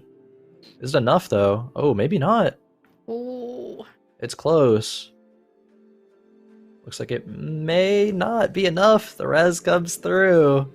Gets the heal to Oh, full. full health? Oh my god. Yeah, oh man. Each spin, though, is so much. It's Wait, so much no healing. It's way. going to be a win. It's a dub for Red Cloud. Feels good, man. Oh, and he's out from that. That's so frustrating.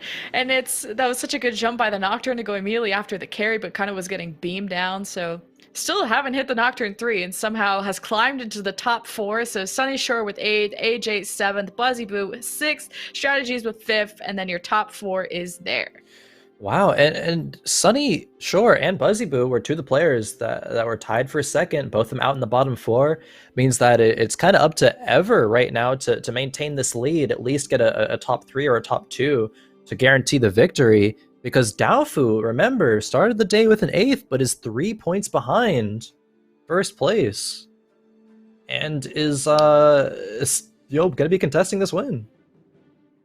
Yeah, I just wish you scouted a bit because your Nocturne just got tossed by the Zephyr of Ever, has already had to use Revenant, and has had no time to play the game. The Rangers at range, locking down that Nocturne.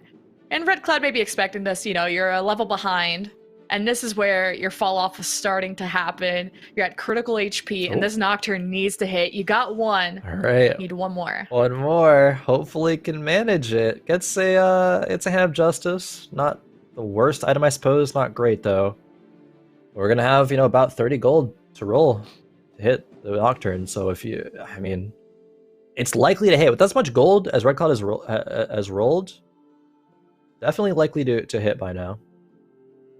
Yeah, thinking about this backline Volibear and putting more thought into it, kind of realizing that a lot of players are backlining their comps just so it draws the front line of the enemy forward and gives more space for the carries. So starting to make sense. I mean, you could either do either or. The Voli's ult might get more value if it's more frontline, but you're kind of maybe enabling your Nocturne more as the roll down is happening to hit this 3-star, but decides to give up. Or not give up, but just put a unit at level 8.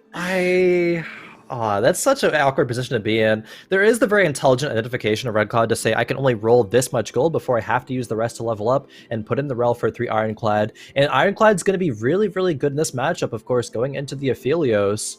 Nocturne's not going to get Zephyred either. The Zephyr from Daofu is still on the bench. The question is, what can the Viego do? That's not much. And, oh man, the Nocturne goes into the GA state. And Aphelios takes it down. Red Cloud not hitting means he's going to go out in 4th, it looks like. Good plays. It just, unfortunately, the dice weren't quite in his favor. Didn't hit the Nocturne. And that's what's scary about reroll is everyone thinks maybe it's so like brain dead or whatever, but it's you actually have to hit. Yeah. And sometimes it could be costing you a lot of gold to get there. And even though we haven't really seen anyone hold Nocturnes, but there's always that way of if you see that Nocturne player, you see that reroll Tristan, you see the reroll insert champ here, and you start hold on to those benches, make their journey even longer to that 3-star and not hitting it. Even in lobby 3, we saw a Riven 3-star or not get to 3-star, but how much those 3-star rerolls fall off if you don't hit it. But now we have our top 2 of Daofu versus Zaruma. Daofu is so strong, but again, the Zaruma composition, the Draven has now gotten to level 9. Oh, the Zephyr is not quite going to hit the Aphelios or the Uxan. The Uxan is going to be an integral part of this board, being able to armor shred a little bit. Oh, but Diana from Zaruma onto Daofu's Aphelios. And yeah, Draven's right there to take it out. Not going to be eliminated with this one, but the next round will be lethal. And just a reminder of the leaderboard from Lobby 3. Ever was in first with 20 points. Sunny and Buzzy Boo were tied for second with 18, and Daofu was in 4th at 17. So I think Ever maybe getting this top 3 could, we'll let the admins do the math. They're Yeah, better at that. they're But that could maybe keep Ever in an invitation spot for the next fight night. yeah, We'll have to see. definitely for the next fight night. I think the conversation is with first place or not, because Daofu, if Daofu gets first here, we'll tie Ever's points and we'll have to go calculate the tiebreakers. But Daofu, I don't know if he's gonna get to that point. Zaruma's on a 6-win streak here, looking to make it 7, looking to close out the game. Can he do it? The power of Draven, we were waiting to see it. No, it's just knocking this Diana. She's not going to get to cast. And speaking of Diana's, Zaruma's got to cast, which tossed up and has just CC'd this Aphelios, who with this Radiant Deathblade has some good stacks, got up to 120, but was taken out by this Draven at the end. And Zaruma, our new player who took the place of Jose, the winning juice, has transferred, and he'll be taking that lobby. It has, in fact. Zaruma started off the day strong with a second, had a little bit of a lackluster performance in games 2 and 3, I believe, got a 6th and then an 8th, but with this, maybe can get into the money at least, maybe get into the top 3. We'll have to, calculate the scores in the back end, but the scores were super close going into that game, Lemon, so I'm just really, really excited to see where everything has shaped up, and I'm glad that we got to see Draven, because I think people were unnaturally averse to that composition today, where it's like, this is strong in the meta. It was strong last week in Fight Night too. So people are, keeping track of the, the ladder or tournaments. Like, you're going to have seen it.